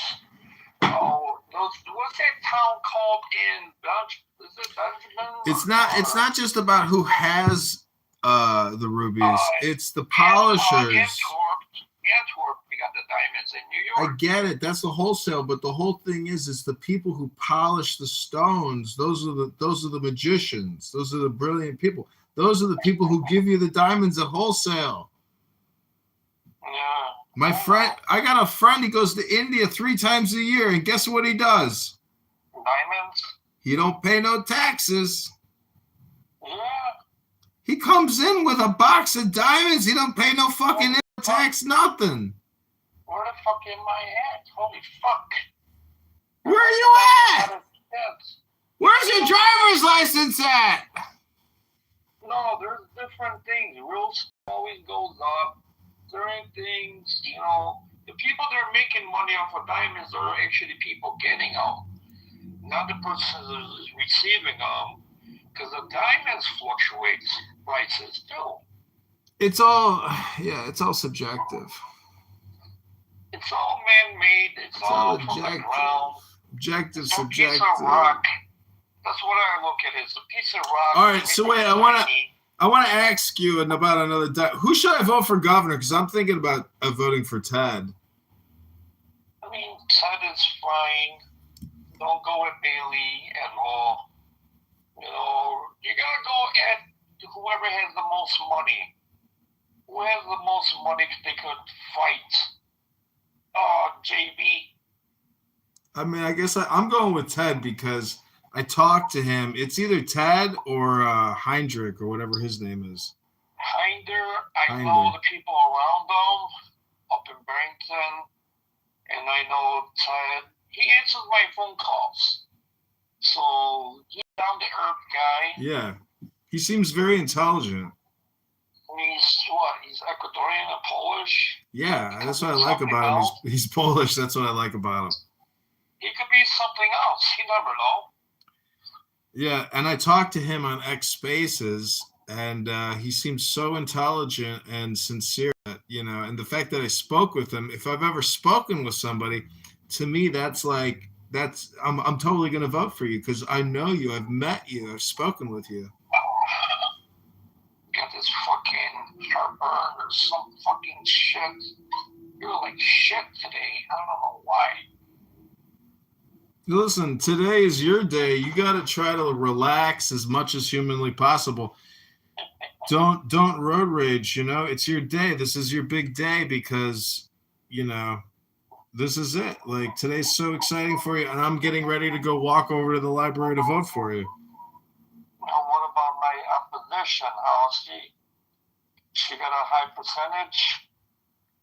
I don't know, dude. This is so crazy. You're talking about how many people you think are going to vote total? 4,000, 6,000, 10,000, 30,000? How many? 700,000. You think 700,000? Oh my God, that's wild. This is statewide, my brother. Oh my God. Yeah. Oh my God, this will be exciting for you, dude. This is huge for you. This is huge. This is statewide, my friends. No, I'm excited. Shit. I'm excited to vote for you. I feel fucking garbage. The Tribune and Herald, the Daily Herald, is fucking with me. I'm like, you endorse her, but most of our stuff is similar, the Herald, and they they endorsed her, and then they want to see me later on? For what? Well, all I can do is give you some advice in the now, and do you know what that advice is? What's that? I only have one best solution for you. Guess what it is? Bend over? No. Come on, I gotta do some words. No, guess what my last name is? Kitover. Yeah, bend over, kid over, but I've been hearing that my whole life. No, but what I'm telling you is the magic, this is honest to God. I've done a lot of interviews, and this is what I really like to say is, just take the deepest breath of the day, hold it for 10 seconds, 10, not 11, 10, not 9. Fucking pee-pee. So where can I park my fucking car. Dude, you're the Secretary of State. The Secretary of State parks his car on the fucking front lawn. He goes in, takes a piss, and says, hey, the next Secretary of State is here, Walter! And everybody's like, oh my God, the Secretary of State is here. That's what you got to do. All right, I hope you like, I'm serious, take the deepest breath of the day. It's the only real advice, only real opinion I can give you, and that's the truth, you know? Yeah. That's it, Walter. Breathe. Keep breathing. I gotta go fucking pee-pee. I know, but go pee-pee immediately. Don't wait. You're the goddamn Secretary of State. You could park in a fucking fire hydrant and say, hey, bitch, I'm the Secretary of State. You know who the fucking Secretary of State is? You're talking to him. And I gotta take a piss. I'll talk to you later.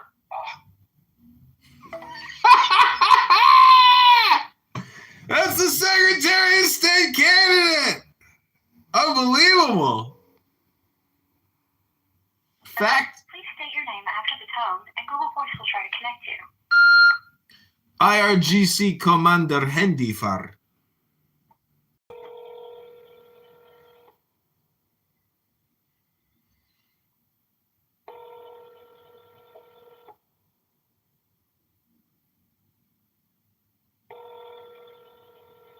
Sometimes I forget I got people's numbers in my phone.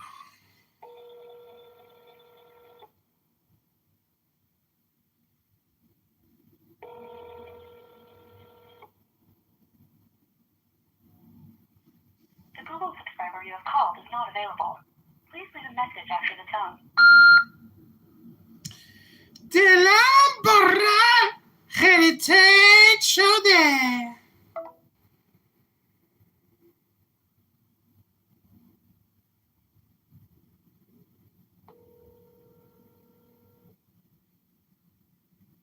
Divorce, but you don't feel that there's a cultural commitment anymore.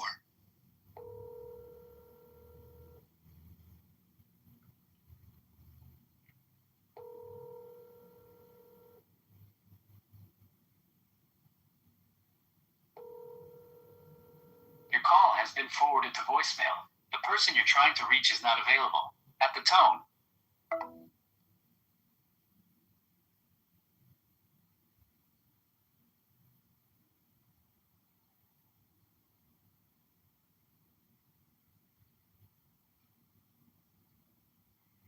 Hey, Victoria, it's John. I'm about to head to the library to go cast my vote for Republican governor and Secretary of State. If you're voting today, vote for Walter Damchick for Secretary of State. If you're voting for governor, vote for Ted. That's who I'm voting for. And I hope you're having a great day and you had a happy St. Patty's Day and you and your parents are having a great time in Chicago. This is John. Take care. Bye.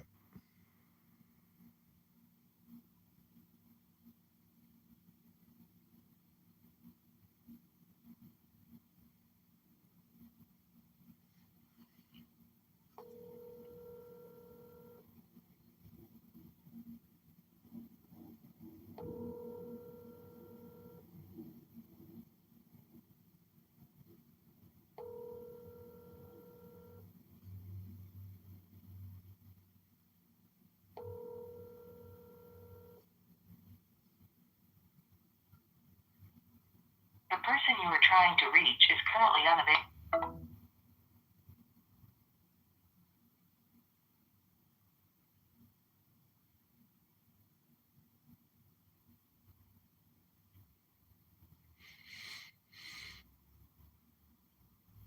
Hey, Dad, it's John. I'm headed over to the Jefferson Park Library to go cast my vote in the Republican primary for governor.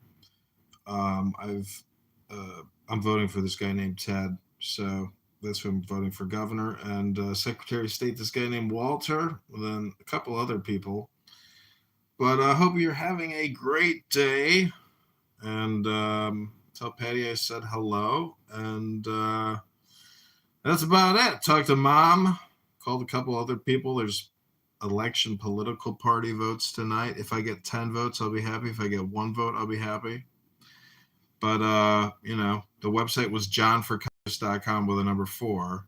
and I was asking Democrats and Republicans to write in John Kitover. So we'll see if we get any votes tonight. Hope you're having a great day. Talk to you soon. Bye.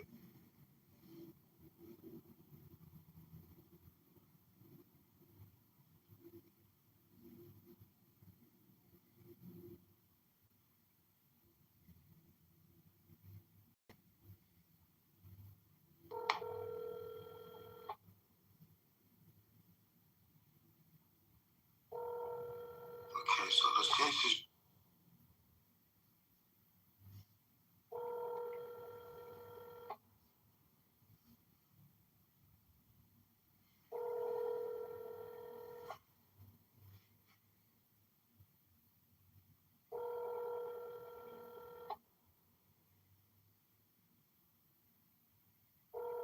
Your call has been forwarded to an. Hey, Uncle Earl, it's cousin Johnny or nephew Johnny. I'm in Chicago going to the Jefferson Park Library to go cast my vote for Republican governor candidate. This guy named Ted. And then this other guy, Walter, that I've met, who is running for Secretary of State. And a couple other people. But I hope you're having a great day. And just saying Rabbana Shalom. Talk to you soon. Bye.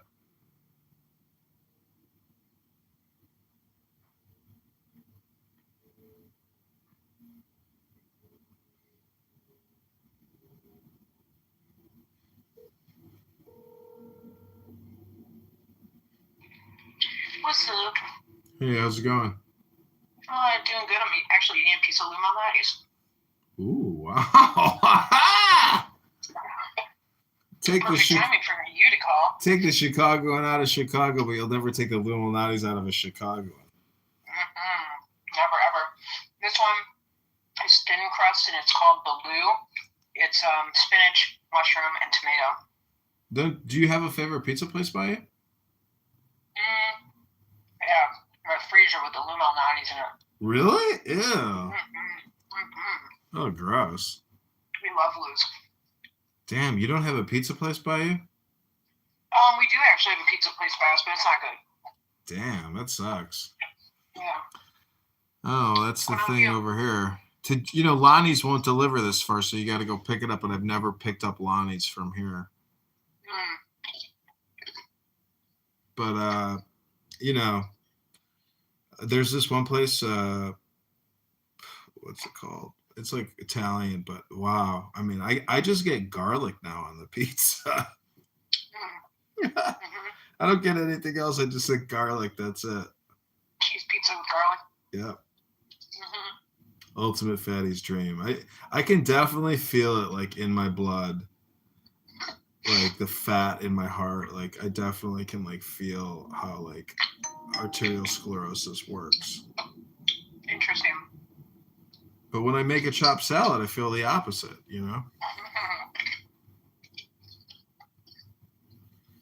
I'm headed to the library to go vote, but not for myself, but for the governor primary and other primaries. Cool. Yep. I don't think I'll get What's a going mention. on with your political career? Well, as you know, I've announced I'm running for mayor of Chicago. Some guy at Trump Tower was like, "Oh my God, you're running for mayor?" I was like, I would call it more of an art project than a legitimate campaign, but do you like art, sir? Because I own an art gallery on the north side. He's like, I don't even got teeth in my mouth. You think I want to buy art?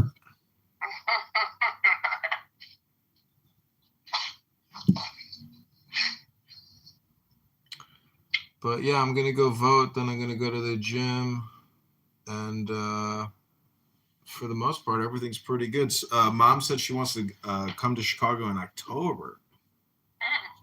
She's like, Samantha and I are coming to your house in October. It's the first time hearing about it. Yeah, that was the first time I heard about it. And I said, great. I can't wait to see you. I said, you do the greatest grout work. Because, I took a bath yesterday. And I cleaned it real good, and I took a hot bath, and because it's better than my bath. That bath is deeper than my bath. So I get to experience her handiwork, and honestly, I guess it's not as hard as you think it is, but I don't know. You just tape it and then slam the grout in there, I guess. No, she was saying how you have to use, was it her finger or something? It's about the placement of it and that equal distribution on the tube and making sure it's that nice little seam at the bottom. I'm hoping she can do my second floor now, because I effed that up with grout, but I figured the grout was better than bugs, getting through, and more black mold. Did you just cover black mold with more grout? No, I mean, I scrubbed it and cleaned it, and then I caulked it. Caulking it and grouting it are two different things. I agree, but I just caulked over the grout because that's how lazy. What? That's how lazy I was. So Mom had to cut all my caulk out to regrout. That's how much work she did, and I was just just flummoxed by. I had no idea that grout was a thing. I didn't even know that was a thing. Oh, okay. That's how little I know. Right on. Anyways, what are you doing today? Gonna go to the gym later. I don't know, kind of a quiet day today. Yeah, nothing really new here. I just going to vote is such a big thing. I feel bad for people that don't even vote, and then the excuse that it's just the primary. It's just the primary. It's yeah, but if you vote for the winner in the primary, then you're getting to the second level of contributing to that person's ascendancy. So it's kind of exciting. I voted Trump 3 times, So, and then I feel could you imagine if people accused me of being you supported fascism and genocide? And it's did I really? I don't think so. There was a reason why I voted for him, Just in the same way that people that voted for Obama say, I voted for Obama for a reason. It's okay, what was the reason? Are you any plans to visit Dad? Yeah, I mean, I'd like to go to Miami, I'd like to go. I changed my Hinge profile to South Beach and Boynton Beach, etc. And there's just I don't know, it's just beautiful women everywhere. There's a lot of divorced women in their 30s that have kids. Beautiful women, but they're basically looking for their next host.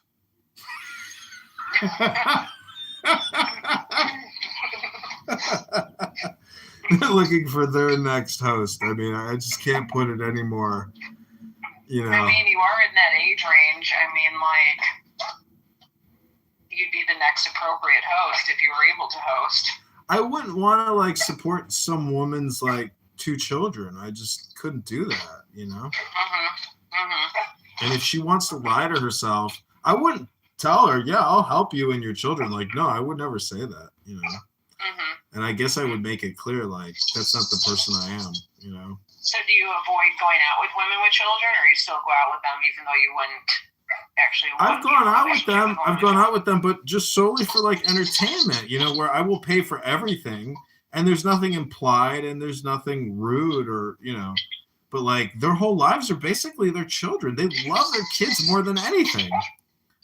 And that's what it is. And it's okay, well, this is where I live. Do you want to come watch a movie? I mean, but it doesn't, it's I'm not even that direct, I guess, but I sometimes I just enjoy the company. To go out to a restaurant with a beautiful woman for $200 is no big deal, That's just such a pleasure. It's can I do that every other day, please?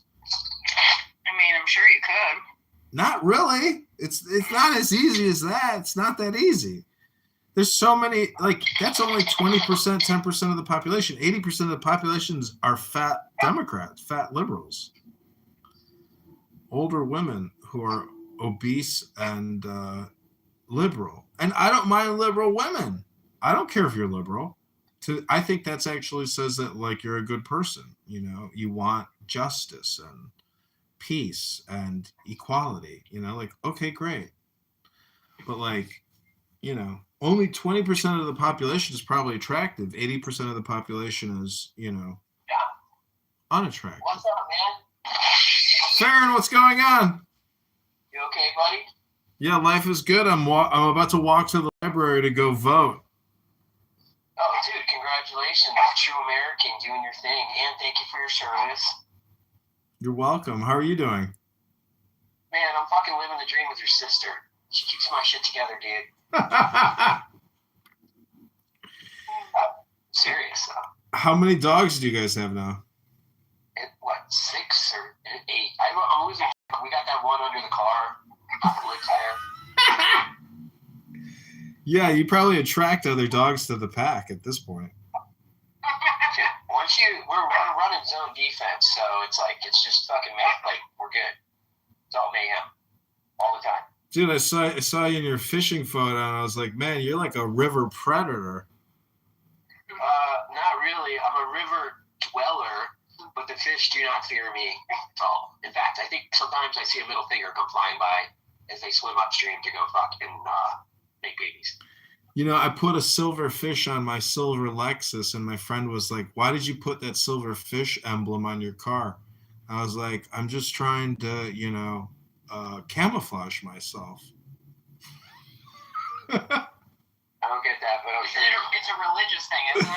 Yeah, it's like a Christian thing. So it's like if somebody sees my bumper, it's like, don't get angry, you know, like look at my symbol and be at peace. That, and then a Trump sticker, and then also an Obama sticker, and then a Hillary sticker, all like right next to each other, and people will just be like, fucking syntax error. They won't. Yeah, their head will explode at that point. People won't know what to do. I just talked to Daniela Choates, and she was at the nail salon getting her hair done or something. And she's like, I can't say much because I'm in an environment where if I say the wrong thing, it could be problematic. It could be problematic for me.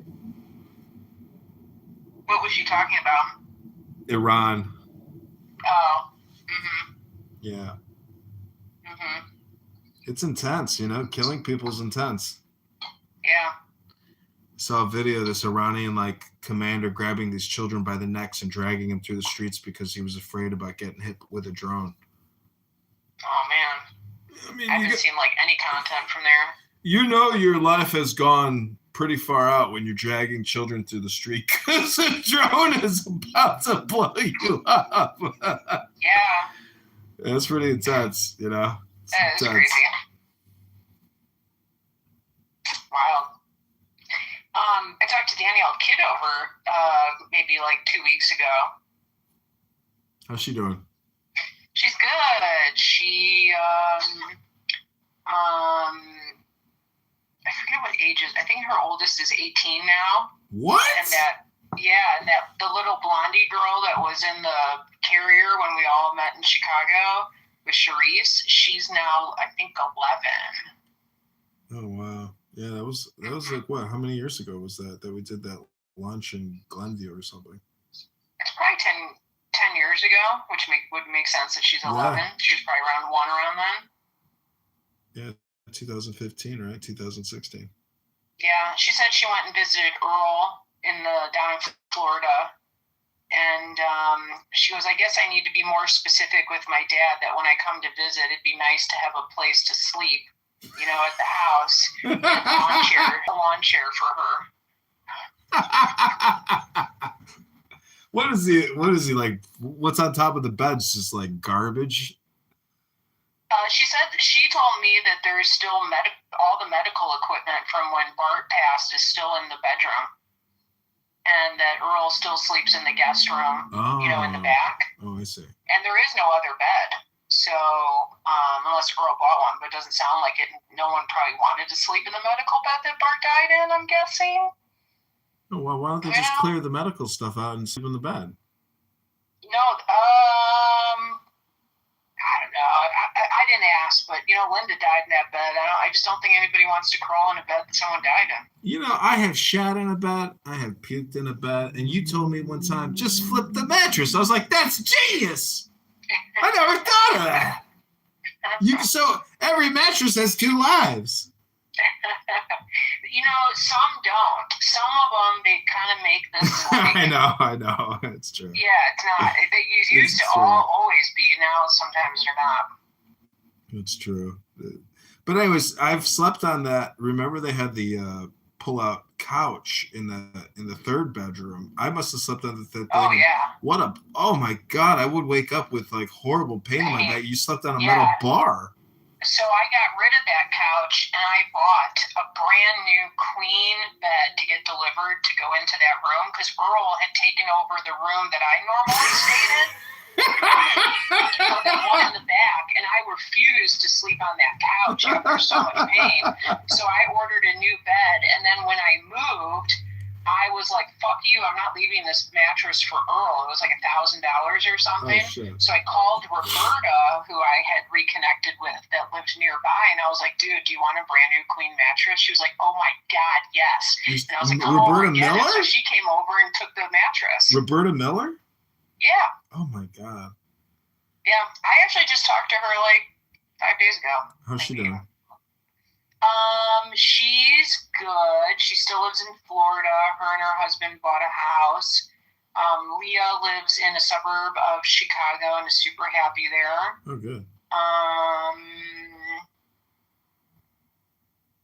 She actually was trying to help me get a job at the company she works at, so we didn't talk too much personal stuff. It was more like work stuff. Oh. Do you remember her first husband, Mark? Oh, yeah. Wow. Talk about like a guitarist or something. I mean. Yeah. We definitely had a look. I mean, I guess because I'm a bald man, anybody who decides to grow their hair out to their lower, it's intense and you just play music. What did that guy even do? I don't remember.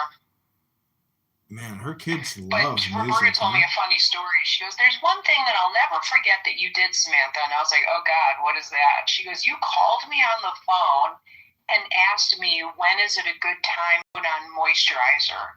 And she says, she goes, what killed me was I was trying to be nice to you because you were my mom's boyfriend's, kid. But I was like the last person in the world that gives a shit about moisturizer or knows when to put it on. She says, but I told you to put it on after the shower, and then you said to me, duh, I already know that. And I was like, damn, I did? That was so rude. Oh, man, that's funny.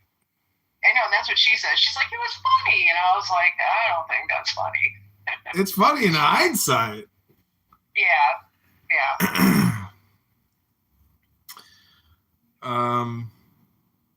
Yeah, well, anyways, what are you guys doing this week?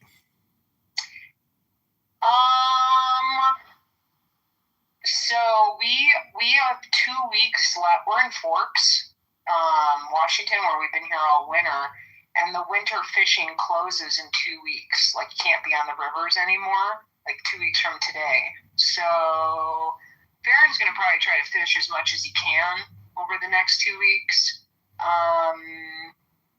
I don't know. I usually try to have like a task or two every day to do, but I'm just kind of going with the flow. And then we're going to go back to Ellensburg. Yeah, a little bit of a change of scenery coming up soon. Oh, man. Well, I don't know. Smoking weed, doing yoga, making videos. It's like, I told Dr. Silberman, I was like, if you filmed videos of yourself just drilling cavities, I was like, your video business of drilling teeth could become more profitable than your entire dental practice. And he was like, no way. And I was like, well, Dr. Pimple Popper, she proved that her, what's the skin doctor called? Wait, I gotta tell you a story. So 2 weeks ago, we're hanging out here, and there's a guy in from Chicago who's fishing, and he's with a guide that we know. And I was sitting at a table with him talking. He's like, "Oh, I'm a dentist." And I was like, "Oh my God, I love dentistry. Can I ask you some questions?" And he was like, "Yeah." So we had this long conversation about dentistry. And I was like, I gotta ask you if you know my childhood dentist in Chicago. He goes, "Who is it?" And I was like, "Dr. Silverman near Northwestern." He's like, "Of course I know Dr. Silverman." And I was like, "I love Dr. Silverman." Such a small world. Yeah, he's really talented. He said, your dad helped me print my first resume. I was like, really? I don't know if that was like pre or post dentistry, but I said, well, that's so cool. I said, if you fly to Florida, maybe he'll pick you up at the airport. He goes, your dad would pick me up at the airport? I said, yeah, why not? I don't know if Dad would pick him up at the airport. Dad won't even go to Miami to meet the Riches to see Todd's final flight. Do you know anybody that's ever lived in a monastery?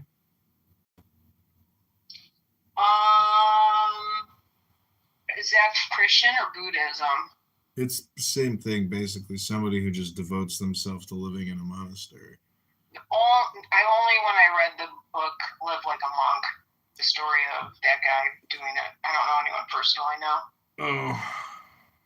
Well, it's basically a hermit. So, is no longer engaged with the world. Not at all, man. If you read that book or listen to it, How to Live Like a Monk, what a great book. That guy, he even left being a monk because he felt like he was pointed out to in the monastery that he had a calling to translate like ancient texts to modern wisdom, and that's what he still does. His name is Jay Shetty. And living like a monk, all the lessons that he learned and like shares and like even just like what sweeping can teach you, just amazing. Love that book. Well, what I'm saying is, by being missed, you are felt more profoundly. It's like, I mean, it is what it is, but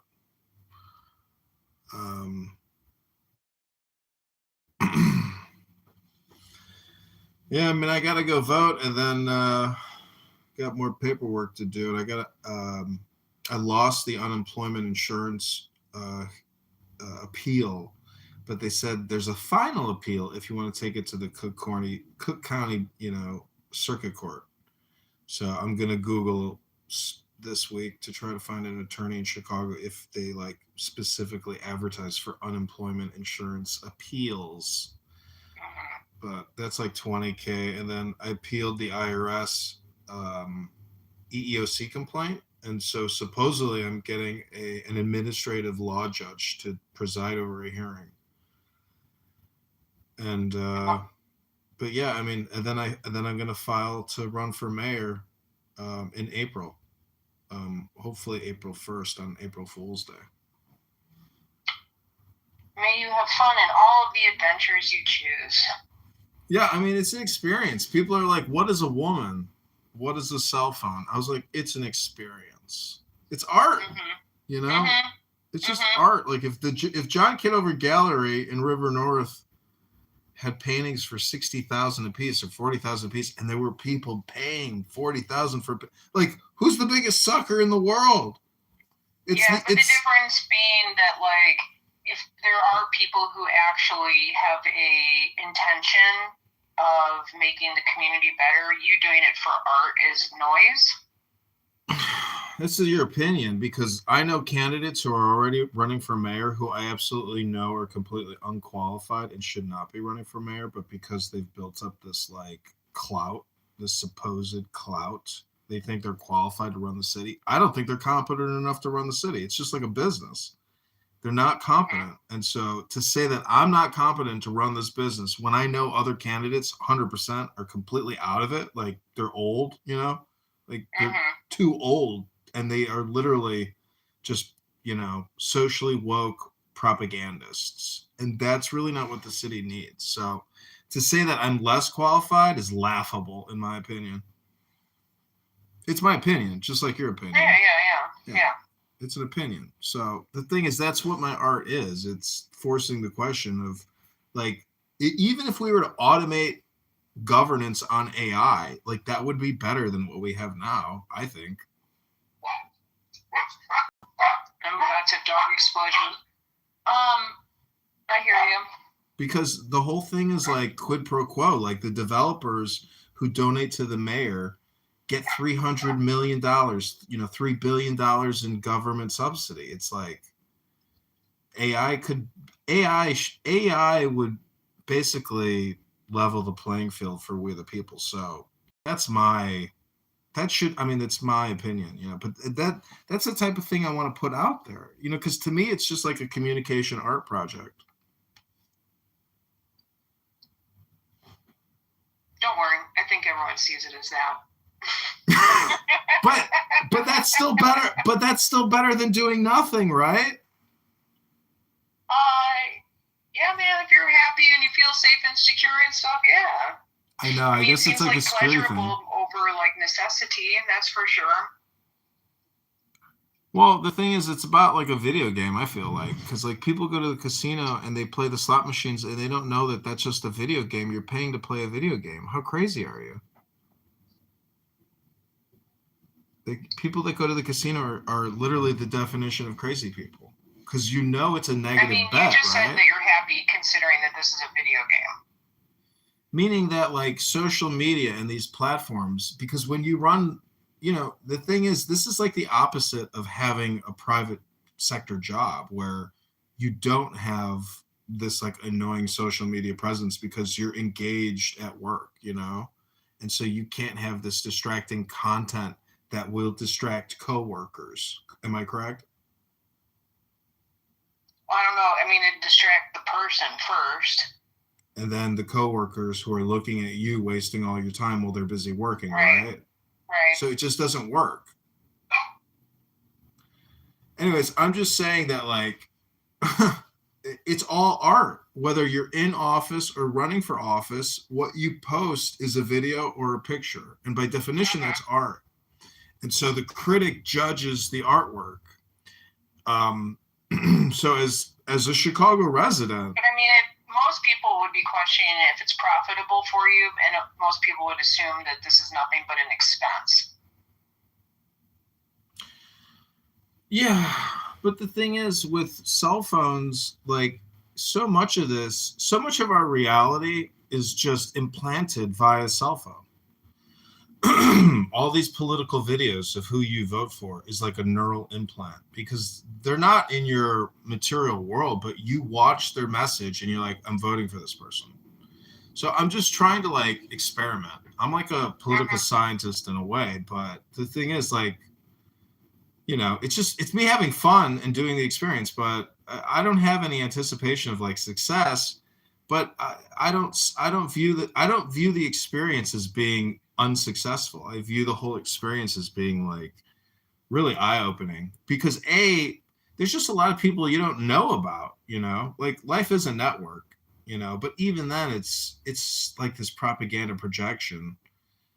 And I mean, I'm not fighting in a war, but like, we're engaged in a war now because Donald Trump told us we are. Like, is that actually what our law is? Or were we just told that we're in a war, There's just a lot of content. And like you told me once, every politician wants to be a philosopher and every philosopher wants to be a politician. I've heard people say that's not true. And then I sometimes agree with that. But I'm just saying a lot of this comes down to, like, videos and pictures and Meta, Google, like, that's our society. Not me, but you're in that world, yes. Well, it's easy for you to say it's not you, but you live in that world. That is you. It exists, but I don't use it or consume it the way that you do. But, I get it, I know it exists. But by consuming it and using it in a way, I've transcended it, and you haven't transcended it because you're not in it. or you're not exposed to it for conditioning purposes. But the voter, this is where politicians actually win, because in your world, there is no world. But in this world, there's a world of manipulation. And that's actually how people are winning these elections. You know, underdog candidates are able to essentially create organic movements. And this is all goes back to like Saul Dialinsky's book, but I don't know. What was the last book you read? Did you ever read any of the books I sent you? Yeah, A Life Worth Breathing is the one I'm reading right now. What's it telling you? It's definitely yogic, like philosophy about like wanting to, first and foremost, like wanting to live. And then definitely talking about some consciousness and awareness. And then,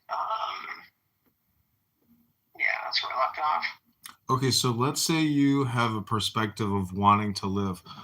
What would you say, like your top 3 power words are, or mantras that are associated with achieving wanting to live?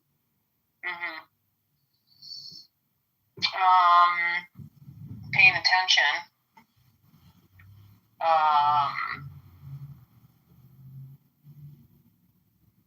Consciousness, for sure. And probably your attitudinal positioning. Okay, now those 3 concepts that you just shared, like what is one way to like control them? Know what the definition of each of them is. Yeah, what else? Practice it and know, and also welcome mistakes. Okay. Anything else? What are we talking about? Basically breathing. Like conscious breathing, or like even you could call it like Zen walking or conscious walking, where like have you ever seen Tai Chi? Basically life is like Tai Chi, and if you actually practice like Tai Chi in your communication, like that's the creative intelligence. So, you know, I don't know, it is what it is, but yeah, I hope you like those books. I really like the Dhammapada one. It's right in front of me. I feel like maybe I've had this book before. Just like I don't connect well with like I don't know. I could try it again, you know, or I don't know. That's why I went with breathing first. Well, the way I do it is like I'll pick up a book and I'll have a hot tea ready and then some cannabis. Take a blaze, drink the tea, and then read like 1 page or 2 pages out loud. And then like as I'm reading it, I'm having the like instantaneous comprehension. And then I'll listen to the recording and I'll say, wow, because I'm trying to recondition my subconscious and my experience. To me, I think that was a good recommendation in your card. Yeah, to me, that's like real therapy, because if you go to therapists and psychologists, they'll give you like handouts, you know, to try to like improve your way of thinking. You know, and you can read those out loud. But when you read these like, you know, Dhammapada or even the yogic breathing, like, I don't know, I'm just basically trying to like change my thinking. Like, yeah, no, I get it. It's a very good way to hear yourself in a chunk of, in a an amount of content that's like digestible, and then having the experience with it second time. Yeah, I like it. Yeah, I'm trying to like override my thoughts, because I have a tendency of having negative thoughts. So I'm trying to basically like say stop thinking and like create new thoughts, but don't have these thoughts. This is not helpful. You gotta let it pass like a cloud in the sky. Yeah, but to me, breathing is the secret, because I'm creating all this music, AI breathing music, and it's like super hypnotic, because technically, you know what every cigarette smoker is doing when they smoke a cigarette? Breathing. They're taking the deepest breath of the day because they don't want to waste that cigarette. Right. So breathing music is like a way to force you to consciously breathe. I think that could be a very popular content thing. There's a guy that I follow that he keeps like playing these like megahertz and talks about what each one does. I also listen to a podcast about sound and megahertz and the healing vibrations of such different resonances and blah. It's very new age. There's so many videos. There's just a gazillion videos of people doing like sound therapy. But to be able to like mimic like major music, I'm telling you, have you used Suno? What? There's a AI music app called Suno. But just go in there and type in, take the deepest breath of the day, rock and roll, deepest breath of the day, orchestra and choir. And like, you'll be amazed at what it creates. And it's technically your IP or your copyright. Because each song is totally dynamic. I'll check it out. See. Are you guys doing any good cooking? A lot of corned beef to make tonight for St. Patrick's Day, which I think is barf. How are you gonna eat it? Just great, I guess. Well, I mean, what are you gonna eat it with? Oh, potatoes and cabbage, of course. That's it? It's St. Patrick's Day, yeah. You don't have any other accoutrements? Like what? It has starch and veggies. I don't know. Like, there's what I have noticed is that like adding as many variables to like your primary is like the best way to enjoy the food. Like if I have fresh fruit, chop it up, but don't just eat it.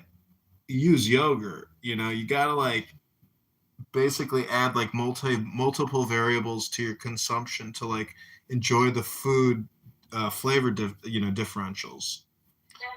That's the joy of cooking, is experiencing like 5 flavors in a salad. Yeah, that's true. Do you shop at Costco? I do not.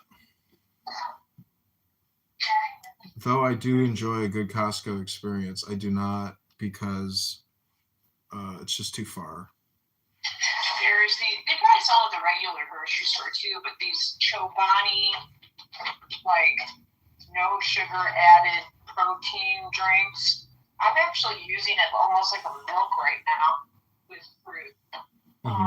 Yeah. And then like that way I don't consume the whole thing in like one setting, but like that way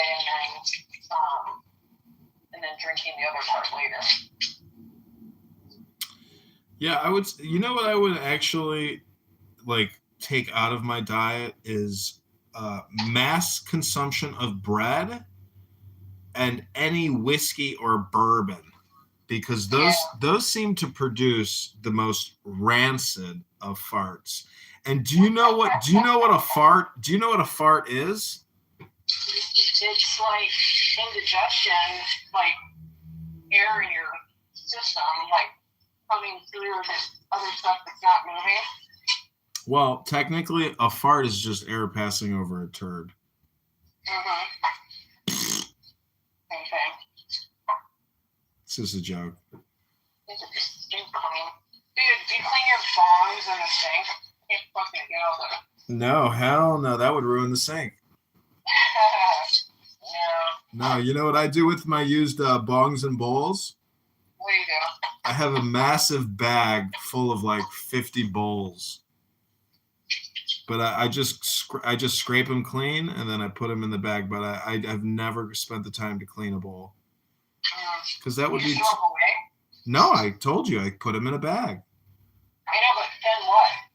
Oh, what I want to do is buy a coffee table, and then I want to clean them all, and then place them on the coffee table, and then pour acrylic over it, and make it like, and permanently entomb them all in a coffee table glaze. Yeah. Dude, I sent Mom edibles in the mail, which I've done a zillion times, and her and I both got a letter from the post office drug enforcement fucking department saying that they believe that I had sent something illegal, and that if I wanted to claim it, I'd have to contact the post office, and told Mom that she was the recipient of it. Yeah, I think the guy that I know who used to run marijuanadelivery.com, he shut down. But yeah, we got dispensaries all around here, and they sell every product under the sun. And yeah, I mean they make good money. Dude, it's an edible, but it comes in like a syringe, and you like just put some on top of like any food or whatever. You just eat it straight. Yeah. That shit gets you fucking rocked. That would be the superior product. I've never seen that advertised. Dude, she's like, let me eat it. She's like, start with a grain of rice size. I took like 3. I thought I was falling over a fucking stool at the bar. It was like crazy. I was like, oh my God. Did you ever take a Chiba Chew in Los Angeles? No. They sold those at the dispensaries. Those are like the what are those things called? It's just basically an edible candy, like a what the fuck are those I like the edible shots. It's like 100 milligrams and like a little drink. That's the jam.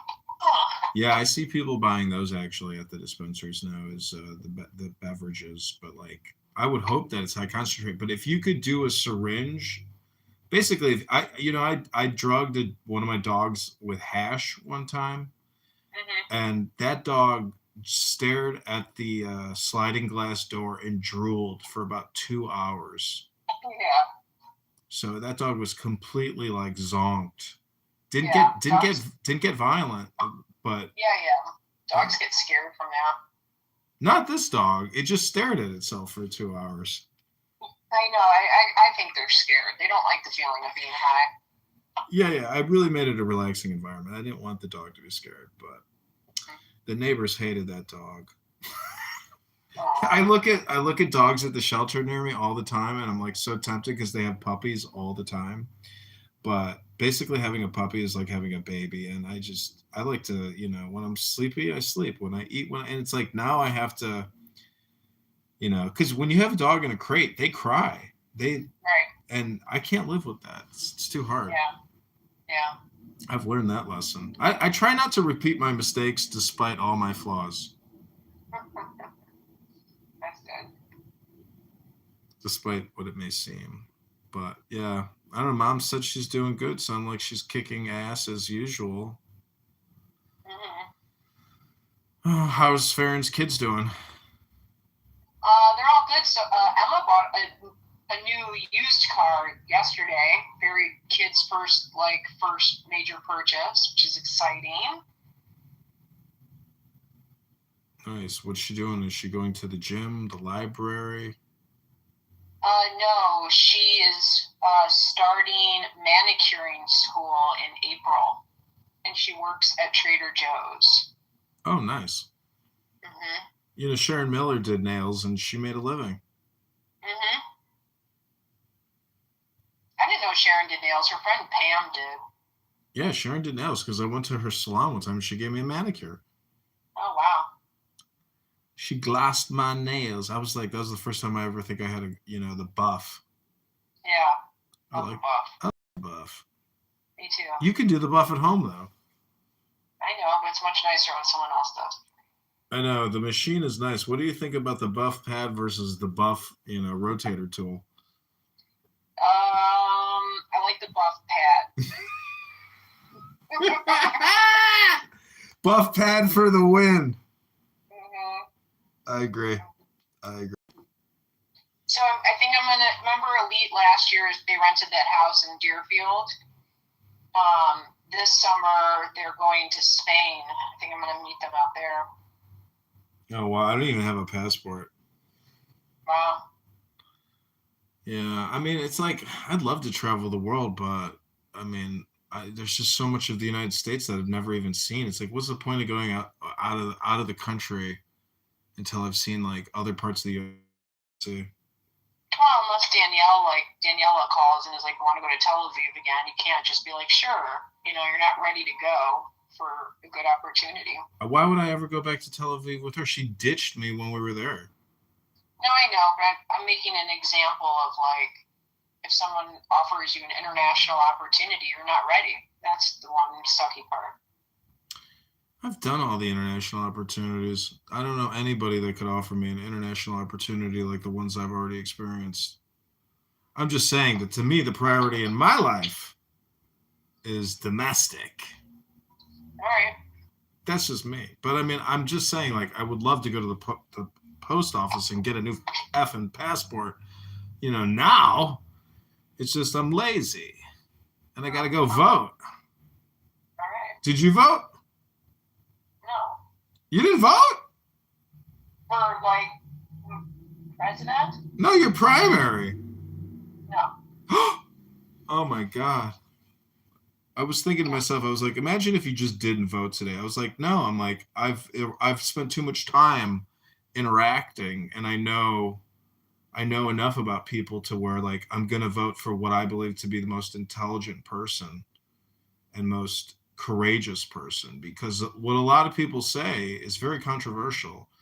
And to say that you believe in law enforcement and getting rid of illegal aliens takes courage. So even if you're Spanish speaking, that's the wildest part. Like, I'm going to vote for a Republican governor candidate who is like pro ICE and he speaks Spanish and Polish. Like, that's how, triracial, biracial, society we live in, where we have these like Hydra people who are conservative and they believe in law and the enforcement of it. So it's like, maybe I should do my civic service and vote. But you just like, everybody there is just liberal and there's like no conservative voice to even like consider on a ballot, or you're just out of analyzing political candidacies.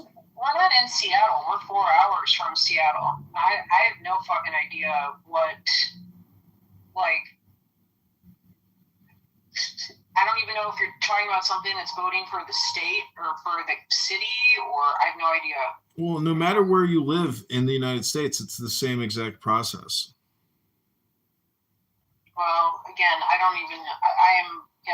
my answer is, I guess I'm super disconnected from Washington state politics. This place is, Seattle's extremely liberal, and like it is so liberal that like I don't even like getting involved in politics here. It's just like, it's just being social. Because you live in a district and a precinct, and then you have your local and your government. So like if you have absolutely no idea who represents you, you're clueless. But if you live your life like you're clueless, well then you get exactly what you deserve. I agree. I mean, which is no representation. It's not a bad state. I mean, because basically, you don't have anything to worry about. But I'm just saying that, representation matters. Like, it's cool knowing that you voted for a winner, I guess. Like, I was proud that Trump won, but now I'm like, eh. Yeah. But I think, huh? I think a lot of people are. But basically, like, every president does dirty business. I just feel like there's no president who is not involved in some kind of, crime, because war in itself is like very criminal, but it's so hard to avoid because there's so many dangerous people out there. Are you recording our phone call? No. All right, well, I'm going to go vote. Have yourself a great afternoon and have a great week, and I will talk to you soon. Thanks for calling. Love you, brother. Okay, love you too. Take care. Bye. Bye. Why are you recording this phone call? That's a pretty boring content. All right. right, we're gonna call El Normo our last online friend and constituent.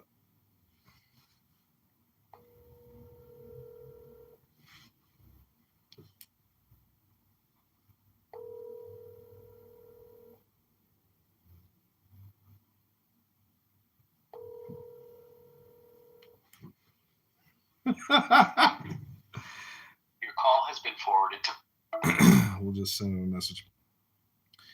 El Normo Rabono Shalom. It's 3:40 p.m. CST Chicago time. I'm going to vote in the Republican primary. You have to request a Republican ballot. I don't know if you've already voted there. You probably did early voting, but anyways, just calling to say hello. There's a lot of rooms on Clown House today, BB, and of course, the World Affairs Forum. I was going to send you some links, but I'm sure you see it all, or you don't see it, but I really wanted to get your opinion on this Iranian room today, but I resisted texting you the link. But the thing is, I think sending you the link is important because there are many times that even if I, come on all these different accounts I can't see the room. Like BB's room won't show up. You got to search it and find it. And even if I search it, I still can't find it. So Rabbona Shalom. Okay, take care. Bye.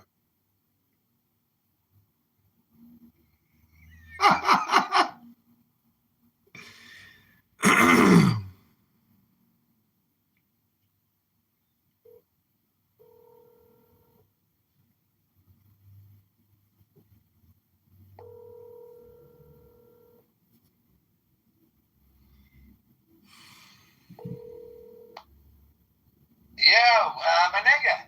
Hey, Rabbona Shalom. I'm sorry. My sister was on the other line, and she was like, at the very end of our call, she goes, "Are you recording this phone call?" I was listening to that thinking like this would make a good podcast. This is like the Zach Salon podcast, essentially. It's just listening to a guy talk to it. See, this is, like if I were to say, yeah, I'm recording this call, it would have gaslit her. So I just lied for the sake of expediency. Why would that have gaslit her if you told her the truth? Because she would have been like, I didn't give you my fucking express written permission to record this fucking call! Unending explosion of emotionality. I'd be like, Jesus, take it easy. Yeah, who cares? What do you care? Relax. You're never going to go back and watch. Nobody cares about you. Nobody cares. I got 100,000 videos on YouTube, and you think you're going to find that one recording of you talking to me about nothing? Yeah, it really is just like an insane compulsion of yours to record everything for absolutely no reason. Well, it's not. It doesn't upset me. It's actually not for no reason because, for example, for like Nathan's Chillism room, do you know he calls himself Nathan the Artist? Do you know that the person who targeted me for stalking and harassment, one of the craziest people I've acted with in my entire life, piece of shit garbage person who refers to herself, transgender Native American, refers to herself as her last name. Her name is Elizabeth Mitchell, but she calls herself Mitchell Artist.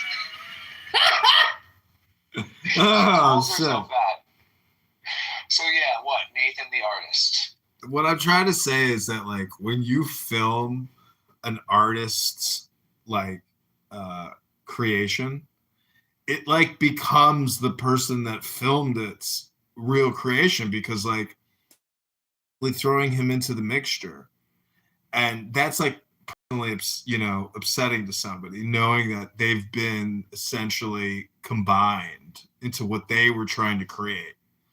So it's like a one-up, but I'm just saying that like there's value in what I'm doing, but there's no value in what these people are doing, which is having conversations that aren't recorded. Because they're filling a social value. I'm doing commodification. I'm realizing they are not. This is the whole argument is some people get paid for content, some people don't. Are you one of those people? That's why I said, like, you hit a little, you found a little success with your bumper rent. I tried to recreate it, but no, the algorithm did not reward me.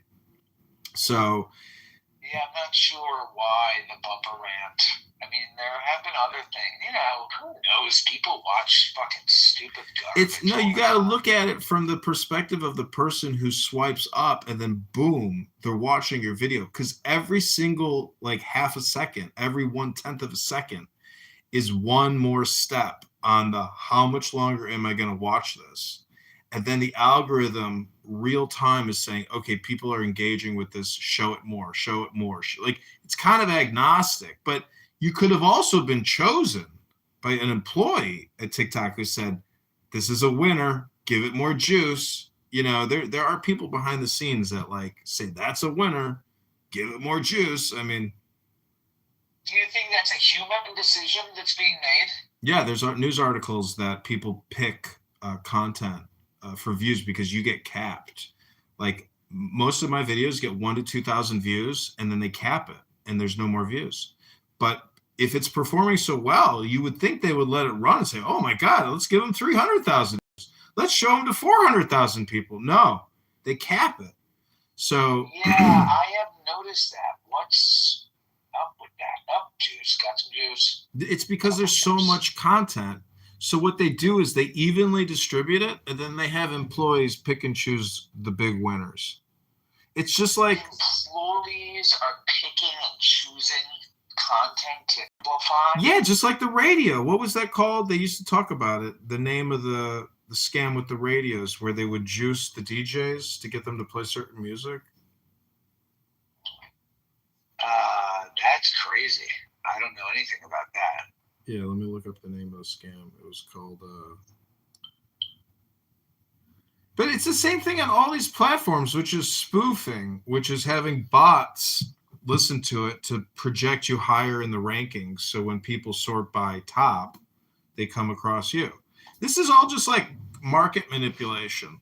And all of these platforms do market manipulation to suit their narrative and to also complement the advertisers, who are advertising, because the advertisers do not want to be associated with controversial content or content that's deemed hateful or right-wing, etc. So anyways, I'm only calling you back because I saw you in the room and I didn't want to interrupt my one and only conversation.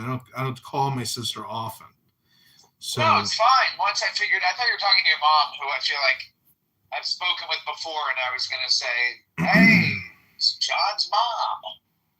No, I don't care. I don't care. I mean, I appreciate the call back. I'm in Miami, and I'm waiting for my girlfriend to get off of her airplane, and then we're going to be in Miami together. Oh, dude, make a baby. Have the best time of your life. Don't buy anything on the boardwalk. What do you mean? Because it's a ripoff? Yeah, everything you see on the boardwalk, you can go on Amazon or eBay and buy it for 80% less. Right. It's the same shit. There is no new shit in the world. It's all on Amazon at 80% off. No, I think we're planning on spending money pretty much exclusively on food and drinks.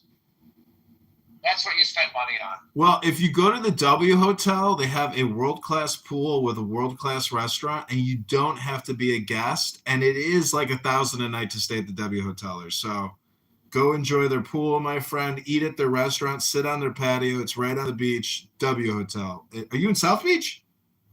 South Beach. Yeah, that's a good recommendation. W Hotel. I'm gonna keep that in mind. W Hotel. Just you can order. There's a restaurant and a bar in the back of the pool. And it's open to the public, and you can walk right through the lobby and just walk right to the restaurant. They don't check to see if you have a key card, and then you can just sit there and enjoy the pool like you're a millionaire. Right, W Hotel. And there's Persian women there with huge asses and the most luxurious titties and most beautiful black hair roped, all the way up to their ass crack. It's paradise, my friend. Welcome to the garden of Eden. Yeah, that sounds good. I didn't know you were already migrating. I was going to tell my father that I'm planning on making the soul migration, the Jewish soul migration to Miami soon. I don't know if I'm just temporary migration for the week. Oh, I'm thinking about doing a permanent soul migration to Miami shortly. This guy might be telling me to move here. Are you talking to me? Are you talking to me? I have to go. I'll talk to you later, bro. Have a good day. Okay, peace. All right, bro.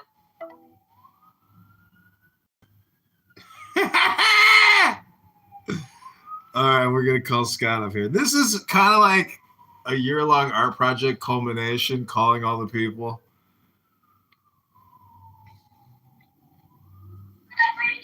Talk to me. Listen, Scott, I'm calling all the people who have been a part of my political art project for the past year. I'm going to vote in the primary. I just want to get your quote. How are you, sir? I'm great. What do you need me to say? Nothing. I was just calling to say hello and to see how you're doing. I'm great. I'm all Kitover all day long. All right, JohnForCongress.com. We're headed to the ballot. Rabono Shel Olam. Talk to you soon. Okay, take care. Bye. John Kitover all the time. Some people are all in. But I wanted to get Max's quote on who he's voting for governor.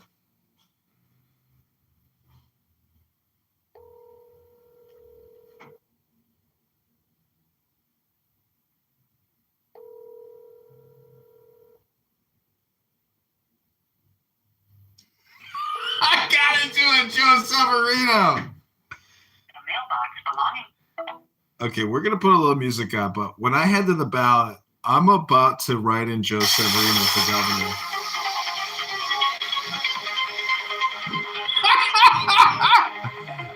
Only your mouth shall drink of a delicious wine. No. The wine of Iacus.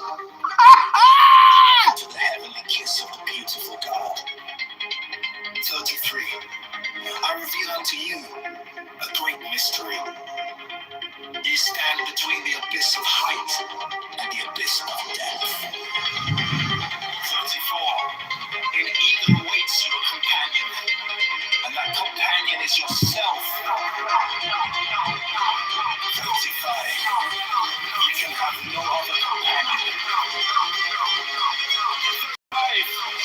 Many have arisen, being wise. They have said, seek out the glittering image in the place ever golden, and unite yourselves with it. 35. Many have arisen, being foolish.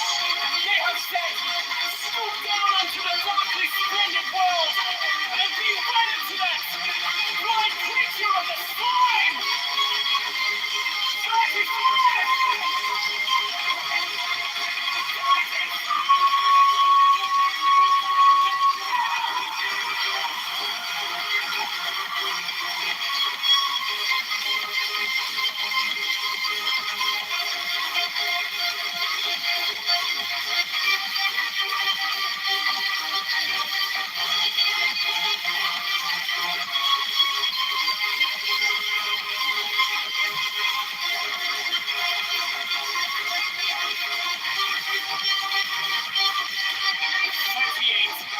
I who am beyond wisdom and folly, arise and say unto you, achieve both weddings, unite yourselves with both. 39. Beware! Beware! I say, lest ye seek after the one and lose the other. 40, my adepts stand upright, their head above the heavens, their feet below the hells. 41. But since one is naturally attracted to the angel, another to the demon, let the first strengthen the lower link, the last attach more firmly to the higher. 42. Thus shall equilibrium become perfect. I will aid my disciples. As fast as they acquire this balance, power, and joy, so faster will I push them. 43. They shall in their turn speak from this invisible throne. Their words shall illumine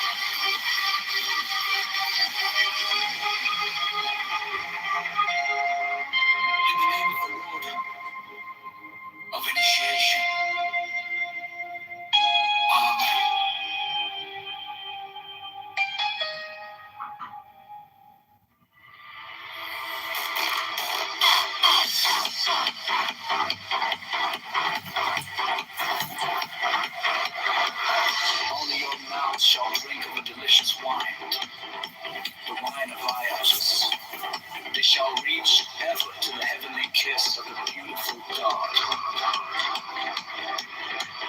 33, I reveal unto you a great mystery. Yea, stand between the abyss of heights and the abyss of depth. And for an eagle awaits your companion, and that companion is yourself. 35, he can have no other companion.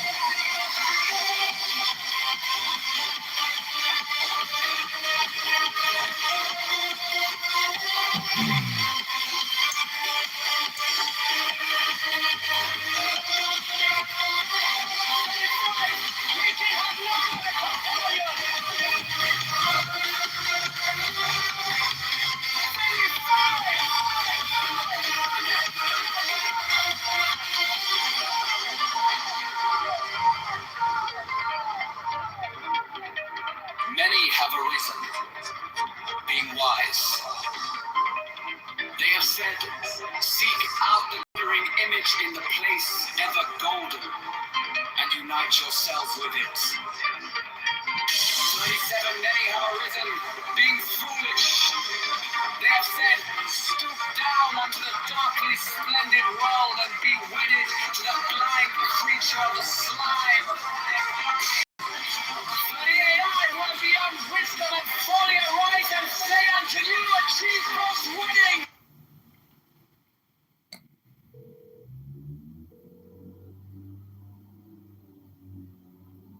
Your call has been forwarded to voicemail. Unite yourself with both.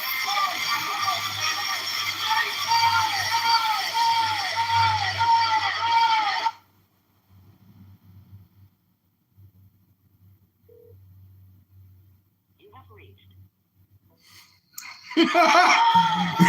Straight to voicemail.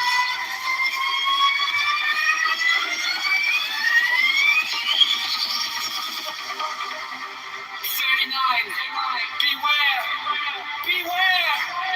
I say, lest ye seek after the one and lose the other.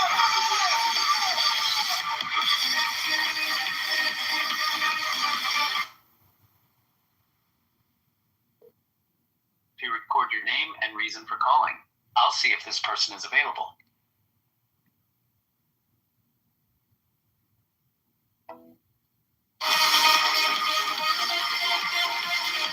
Jamil! Jamil, I was sending you a message to find out if you're voting today for Republican governor. Go vote for Ted Dabrowski or Walter Adamczyk for Secretary of State. Hope you're well and your family's well, and hope you're having a great new year. And Abu Jamil is well, and all your family members are well. Talk to you soon. Bye.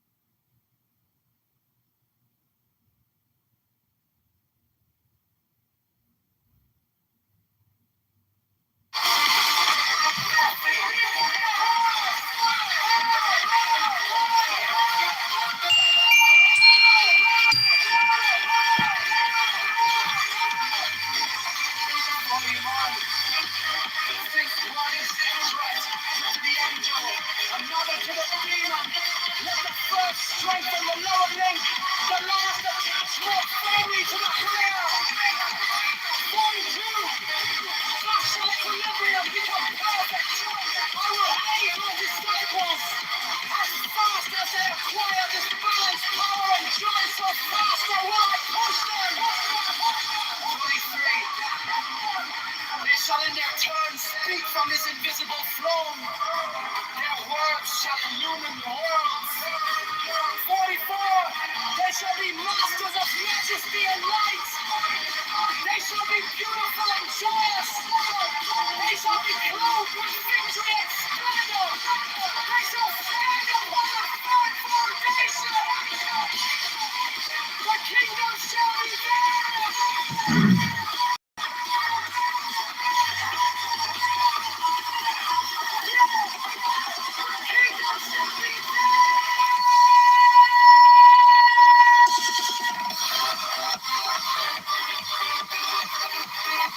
Chicago, Illinois mayor.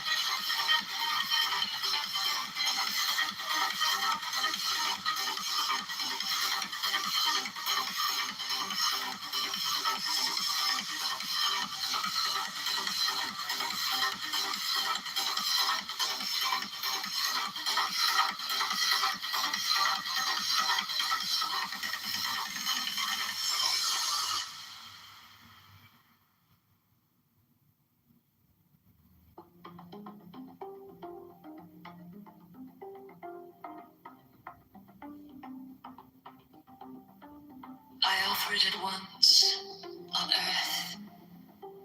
Before an hour hath struck upon the bell, ye shall be with me in the abodes that are beyond decay.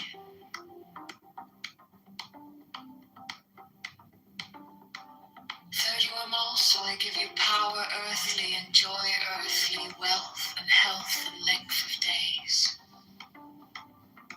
Adoration and love shall cling to your feet and twine around your heart. 32, only your mouths shall drink of a delicious wine, the wine of Iacchus. They shall reach ever to the heavenly kiss of the beautiful God.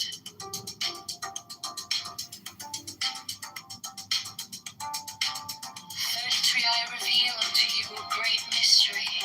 Ye stand between the abyss of height and the abyss of depth. 34, and night awaits you a companion, and that companion is yourself. 35, ye can have no other companion.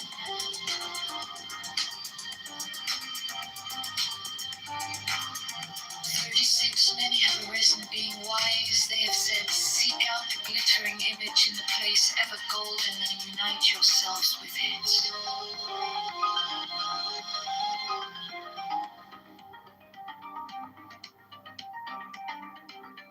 37, many have arisen being foolish. They have said, stoop down unto the darkly splendid world and be wedded to that blind creature of the slime.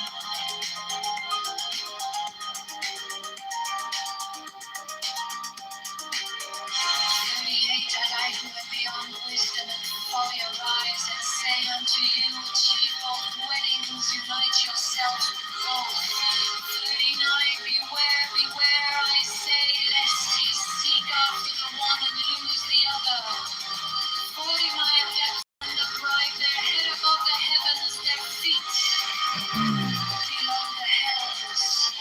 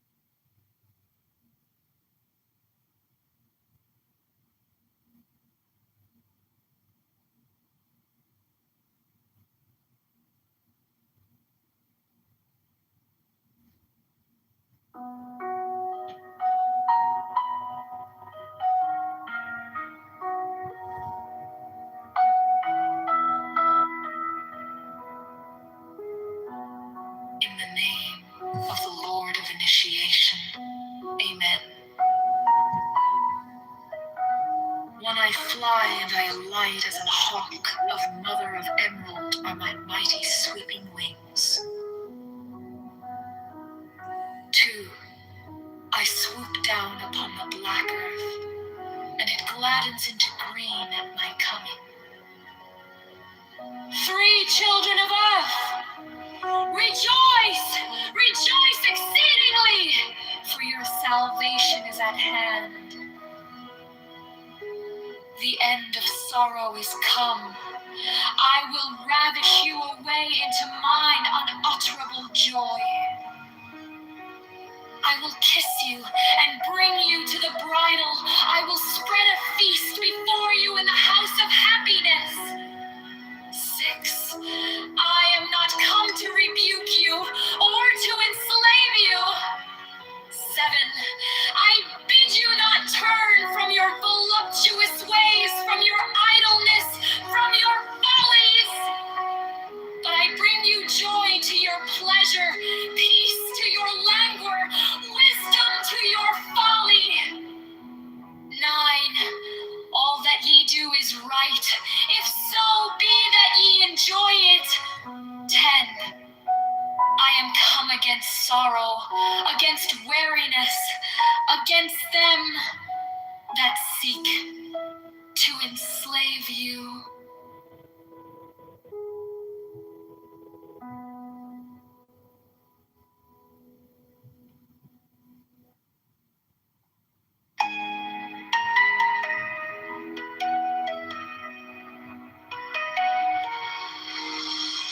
Be thou therefore prompt and active as the sylphs, but avoid frivolity and caprice. Be energetic and strong like the salamanders, but avoid irritability and ferocity. Be flexible and attentive to images like the undines,